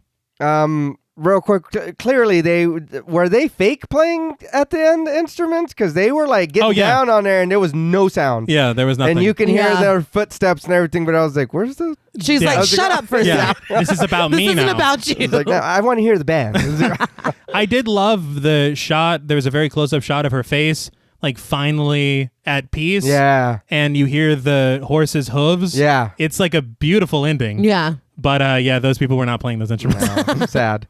I'm still confused. So was this was all she was working towards? Was this painting? I think it was like a self-fulfilling prophecy. Yeah, but what happens after this? She gets arrested. I guess it's I would over. imagine. So I don't know. I I appreciate the way that you described it because it made a lot more sense through that lens, because I was like, bitch, what? I was confused. I think that she's like escaping into her own mind of what she hoped would happen. Right. In reality, she just murdered Griff and she's probably going to go to prison for killing all these men. Yeah. Then why did you do it? Because Well, it wasn't her intention. yeah, she just wanted love, but So she after fucked the up. first one, you didn't think maybe She's like, I should. okay, so if you're not good at something right away, you quit? No, you try and you try again. with the same exact. yeah, but you change nothing. You don't keep doing it. I just I don't know. I'm kind of lukewarm about this movie. It did look good, but just some things that didn't work for it just kind of hurt it for me, and it was really weird. Like you said, the colors, the filming, the way they did it is really good, but I don't know. Something just didn't. I don't know if it was is it satire? Is it not? Is it what, you know what I mean? Uh-huh. It was just, and then at some points, like the Renaissance, it was really like, it was like, we're really doing this. Oh, yeah. It's like, okay. They even end the film on that Renaissance song. Yeah. So, Oh, we really liked it. It was our favorite. A magical thing. yeah. It's like, well, all right. Shit. But yeah, it was a movie, you Yeah. know? I'll start with the thoughts that I wrote last night. Okay. I said, the women in this film can't win. Even when Trish has a healthier attitude towards autonomy in women, we're supposed to be like, boo, that's why Elaine took your man. What? Because she strives for more in her partnership than to be a blow-up doll for her husband. Elaine wanted love, but when the men showed it to her in an emotional way, she was completely done with them. She perpetrated gender roles in a shitty way, not only victimizing the men by these standards, but by imprisoning herself in them. How am I supposed to feel walking away from this? The man that she quote unquote loved didn't give a shit about her, so she stole his heart? Huh? And then underneath I put, also, what was the rest of the story with Larry and what was up with those twins? Because I do feel like we were set up for there to be more to that. And also, Can I ask who Larry is? Jerry. I told you it was 12:30 in the morning. You're like, I was really tired. I told you.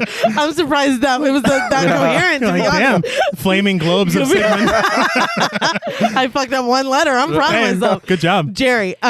But her wishing for Trish to die too, that also didn't happen. Yeah. No. So I feel like maybe she's like or submerging herself in this thing that she doesn't fully understand. Yeah. And because of her skewed ideals and opinions and all of the above, everything else, it's fucking everything up to her detriment and to these men. Right. And to fucking Trish, who did literally nothing. Yeah. Who Poor did Trish. nothing. Yeah. Except save the day. You know? Yeah. I don't know. I would say that I like it. I like it more now than I did yesterday. That's good. That's fair. Having talked about That's it and fair. kind of ironed it out a little bit, I'm still a little confused about the messaging because I do feel like a lot of it is dangerous. And I'm just really hoping that it's like, can you believe they're fucking saying this shit? Like, I hope that that's the spirit Yeah. that we're supposed to take it, because I was, and I wouldn't say I'm overly sensitive, but I was like, I'm sorry, huh? At a lot of the shit that they said. But yeah, I loved the aesthetic. Like I said at the beginning, style and substance. It's got 10 out of 10 for style. It's absolutely breathtakingly beautiful, very meticulous, and that comes through. Oh, yeah. But as far, I feel like there's a lot of plot points that are brought up and then abandoned. Yeah. I feel like we get a lot of this like mounting progression in the first half, and then at the end it's like, no, you're fake married, and but he hates women, and then like fucking the townspeople burn the witch. It's like, wait, like I feel like the flow, it's almost like two different movies from the first half and the second half. So that kind of was a little jarring to me, and I wouldn't say that I necessarily liked that aspect of it, but I feel like this is a very unique film. Yeah, it's an experience. It's definitely an Right, right. experience. I would still say to watch it. You might hate it and be completely valid in hating it, or you might love it, but I would definitely say watch it and just prepare to be pissed off, because I got mad a few times. I think that my idea for the messaging to work, to make sense for me, Yeah. is almost that the entire point of the film is that if you subscribe to these outdated ideas on gender and identity and put yourself in this position where a man has to do this, a woman has to do that, this very odd binary idea. Yes. There is also the fact that she never really loved herself. Right. And so if you combine all these things together, these ideas that society has kind of placed in your head, which I guess is Barbara and Gahan. Right. Yeah. The lack of, I guess, knowing your own worth and having proper care for yourself. Mm-hmm. There is no way for it to end except horribly. Yeah. That's what I think the message is. And I mean, Okay. that's true. And for me, that makes it way more palatable than if it's everything that's said on its face. That's what I meant. Yeah. Yeah. I can hope not to. So Cancel her. No, I'm kidding. I feel like that's definitely, yeah. I hope that's what it is. That's a good way to look at it, because I mean, it victimizes men just as much as women, and it leaves no room for anyone in between. no. And so it's just so gross to me. I feel like I'm just like mad, and that's not, if that's the point and it's to make us think about that, then mission accomplished, because I was pretty pissed off a lot of this movie. But I guess that can take us into ratings. I think it's truly great for what it is. It's like a time machine kind of back to an incredible era of really beautiful films. Right. Yeah. And so I appreciated going back there and really admiring the artistry. The entire production, music, cinematography, set design, production design. It's just so incredible. And there is such a faithfulness to that style and era that is just remarkable. It does, as we've hinted, and not really hinted, we've said it a million times. We've explicitly stated. It has something very important to say about love and relationships, societal expectations, dynamics of relationships. I prefer to subscribe to my interpretation of the ending. Yeah. And the film in general. Yeah. Because then that makes it to where it's palatable, to where I can actually enjoy it. And the intention behind it as well. Yeah. And the thing is, I can't speak for Anna Biller's intentions behind making the film. Right. All I can really say is what it meant for me watching it. And to me, it's kind of a denouncement of these old, archaic ideas regarding gender. Right. And I think that when you look at it that way, it works very well. Well, because it should all be thrown in the trash. Yeah. So if that's then yeah, All right. I agree with that. But I love how campy it is, and sometimes it's even hilarious how campy it is. Yeah. That punch. The punch was 10 out of 10. Kills me. But on the negative side, if we're grasping at straws trying to figure out the messaging, maybe it should have been a little clearer. Yeah. And when I don't mind having to come up with my own theories and shit, but I would have loved if I was certain that Trish is there to speak some sense into the situation. Because that's how I took her. Right. And I hope I'm right. Yeah. But there's definitely a bit of the plot that could be streamlined. Yes. Pacing issues in the second half. The first half is incredible. Yeah. Everything up to Wayne's death, I'm like, this is fucking brilliant. I know that it wouldn't really fit with the story that we were told, but I would also just like more Wayne. Dude, Wayne was fucking come back in like visions and shit. Right. You were hilarious. Yeah. But I feel like if you lose like maybe 10, 20 minutes, this movie would be much tighter and better for it. 2 hours, nothing wrong with a 2-hour film if you get the pacing right. Yeah. Right. And I understand you spent 7 years on it and you want everything in. Yeah. But we could trim down a little. Save it for your next movie. Yeah, just a little. The Love Witch 2. Electric Boogaloo. Yes. You have to say You have to. I'm sorry. But I mean, definitely watch it if you haven't. This is a film that needs to be experienced. It's really hard to describe the plot of a film when one of the best things about the film is how it appears visually. Right. Mm-hmm. So I just want to put that out there.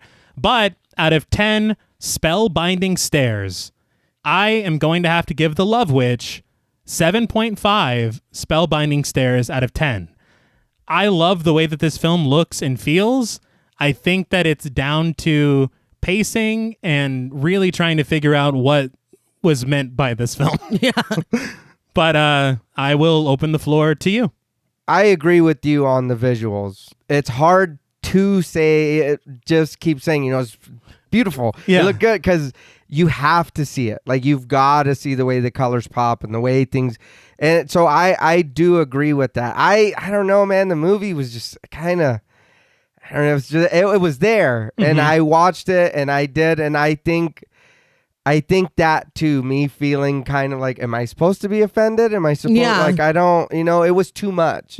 And you made a good point, and I didn't even think about it. If we're this confused, maybe you should have pulled back a little bit on the mystery or whatever, you know, or give us another breadcrumb that's kind of like, hey, this is what's happening. For sure. You know what I mean? Or a fucking painting, it's something. You like the paintings, put it up, what's really it means or something. But it was an experience. I was confused at, like I said, what she's practicing, because if you know what I mean, the spells she's using, and she's harming people, but she's talking about love and earth, and it was just weird. But I did have a lot of fun talking about it. It is a I guess a conversation starter. Yeah, for sure. I mean, clearly. Yeah. But it wasn't my type of movie. You know what I mean? But I did have a lot of fun talking about it. You know what I mean? The only reason the ending didn't really like too much do anything for me was because I feel like I didn't care about the characters that much. You know what I mean? Like, yeah, we were with her the whole time, but like you said, she's stuck in this mind frame, but she's still saying these things and doing these things. Yeah. So it's like, you're trash, dude. You're going to go away now? Right. You know what I mean? For the rest of your life, you killed this dude. So what? Maybe if she had a little more growth, it would be. Yeah. I mean, I don't. Or maybe from the realization, like you said, when she had that tiny little, when she was, or was it UT when you were like, oh, she's seen, for a second. Maybe if you would have just expanded that a little more, gave her like a couple of lines where she's like, wait, whatever, or something, you know what I mean? To be like, oh, she's fighting a battle in her head, instead of just being like immediately dismissing what's right and just. It seemed like it was about to click. Yeah. And I was like, good. Yeah. She's And like, it no, did what not. am I thinking? Yeah. No. Never mind. Love is everything. Yeah. And then the way he was, you know what I mean? The way he was talking about women and whatever, it's like, oh, You're all trash. Yeah, it's like, I don't give a shit either, dude. Yeah, I'll cut you open too. You know what? What does it matter? But yeah, it is, her like, okay, I'm on my white horse, my Prince Charming's coming to save me. But it's like, that's not real, dude. You know what I mean? You're going to go do some time or something. You know what I mean? Yeah. And then even that, it just ends like that. So it's like, okay, so now what? Is there an electric witch, a love witch, electric? That's the second one, electric witch. You know what I mean? So what are we getting out of that? You know what I mean? It just, I don't know. It was very, it was a little all over the place for me. And like you said, I would have loved if they would have kept it a time, period piece. That would have been when cool. the cell phone came out, it was like, fuck. Yeah, I was like, wait, what? I was so total surprised. disregard for everything that happened before this. Yeah. Because you do feel like it's back in the day. Yeah. And it's like, okay, this is cool. You get stuck in, and then she's like pulling out her iPhone, whatever, and it's like, or what was it, a flip phone or something? Yeah, right? probably. Still. But either way. It wasn't even a Zach Morris phone. It was or like, a seashell Yeah. phone or whatever. Please don't get him started. Yeah, I know. I'm sorry. All over again. Yeah.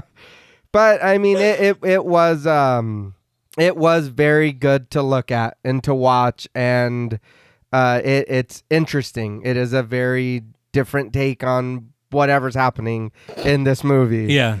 So with that being said, on a scale from 1 to 10 spell binding stares, I'm going to give The Love Witch a 6 out of 10. I gave it a little more because I wanted to, I'm not going to lie, I wanted to stay in the middle because I kind of didn't, like I said, I don't want to give it a ranking when I didn't really understand a lot what was going on. Right. Yeah. But us kind of talking about it and, that, like I said, I brought it up because it is something, like you were saying, maybe it is Trisha's telling us what's going on. And we've got to read between the lines, but then it's like, well, maybe it's not. Yeah. I don't know. Which is a little bothersome. Yeah. But it is, like you said. I'll end on that. If you've never seen it, give it a watch. And like you said, babe, you might hate it, and then you might not. So I feel like I've already been pretty clear about how I feel about it. And I think we're all in agreement for the most part. yeah. yeah, I don't need to get back on my soapbox and go off again. I don't think anybody necessarily needs that. But It is fun sometimes. My score went up a little bit too. I brought it up half a point because I really, really did have a great time talking about it. And I feel like maybe this is something that I'll appreciate if I watch it more. But I was confused for a lot of it, confused in the messaging. And again, I don't need to get into it again, but like I wrote another note right? sleepily. Actually, at 2 a.m. Pick my phone back up. I'll just wrap it up to say, on a scale from 1 to 10, spellbinding stares, I gave The Love Witch, or I am giving The Love Witch 7. All right. Out of 10, spellbinding stares. I respect a lot of what was done here. I just would hope that the intention isn't as negative as what comes through in the film, because a lot of it was very upsetting. It was. It's again, we keep bringing it up, is that Jack Skellington, but what does it mean? Well, that's all from us at Pod Mortem. What would you rate The Love Witch, and what should we watch next? Let us know on Twitter at the Pod Mortem. Don't forget to follow us on Instagram and like us on Facebook. Be sure to follow each of us on Twitter at TravisMWH, at Blood and Smoke, and at RealStreeter84. Please consider pledging to our Patreon and stay tuned until after the music for a special thank you to our Wendigo Getter patrons. And remember, while love may be magical, know your worth and communicate your wants so it doesn't spell disaster. Until next time.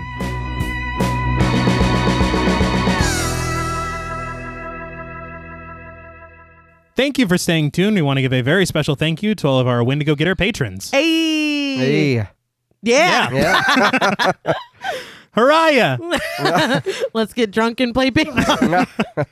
Special thank you to Chris Ontiveros, Kristen Lofton, Megan Martinez, Kimberly Bass, Melanie Van Houston, Sophie Hodson, Anthony Jerome M., Jordan Nash, Kent Morton, Guy54, Lala Thomas, Travis and Nisa Hunter, Miguel Myers ATX, Mandy, Jennifer Perez, Pierre Lombard, Allison O'Neill, Carissa, TJ Bronson, Gabrielle Trevino, Spooky Mom, Andy Teague, Applin Ontiveros, Karima Rhodes, Antonio Huerta, Kimberly Kleindienst, Will Brown, Linda, Sydney Smith, Osvaldo Soto, Jonathan Booth, Bobby Holmes, Donna Eason, JD Rizak, Molly Gerhart, Armand Spasto, Aaron Aguirre, Eggy, William Barry, Brittany Ramatar, Charity Oxner, Amanda Six, Mandy Rainwater, Garrett Rogers, Jordan Roberts, Danielle Peralta, Dylan,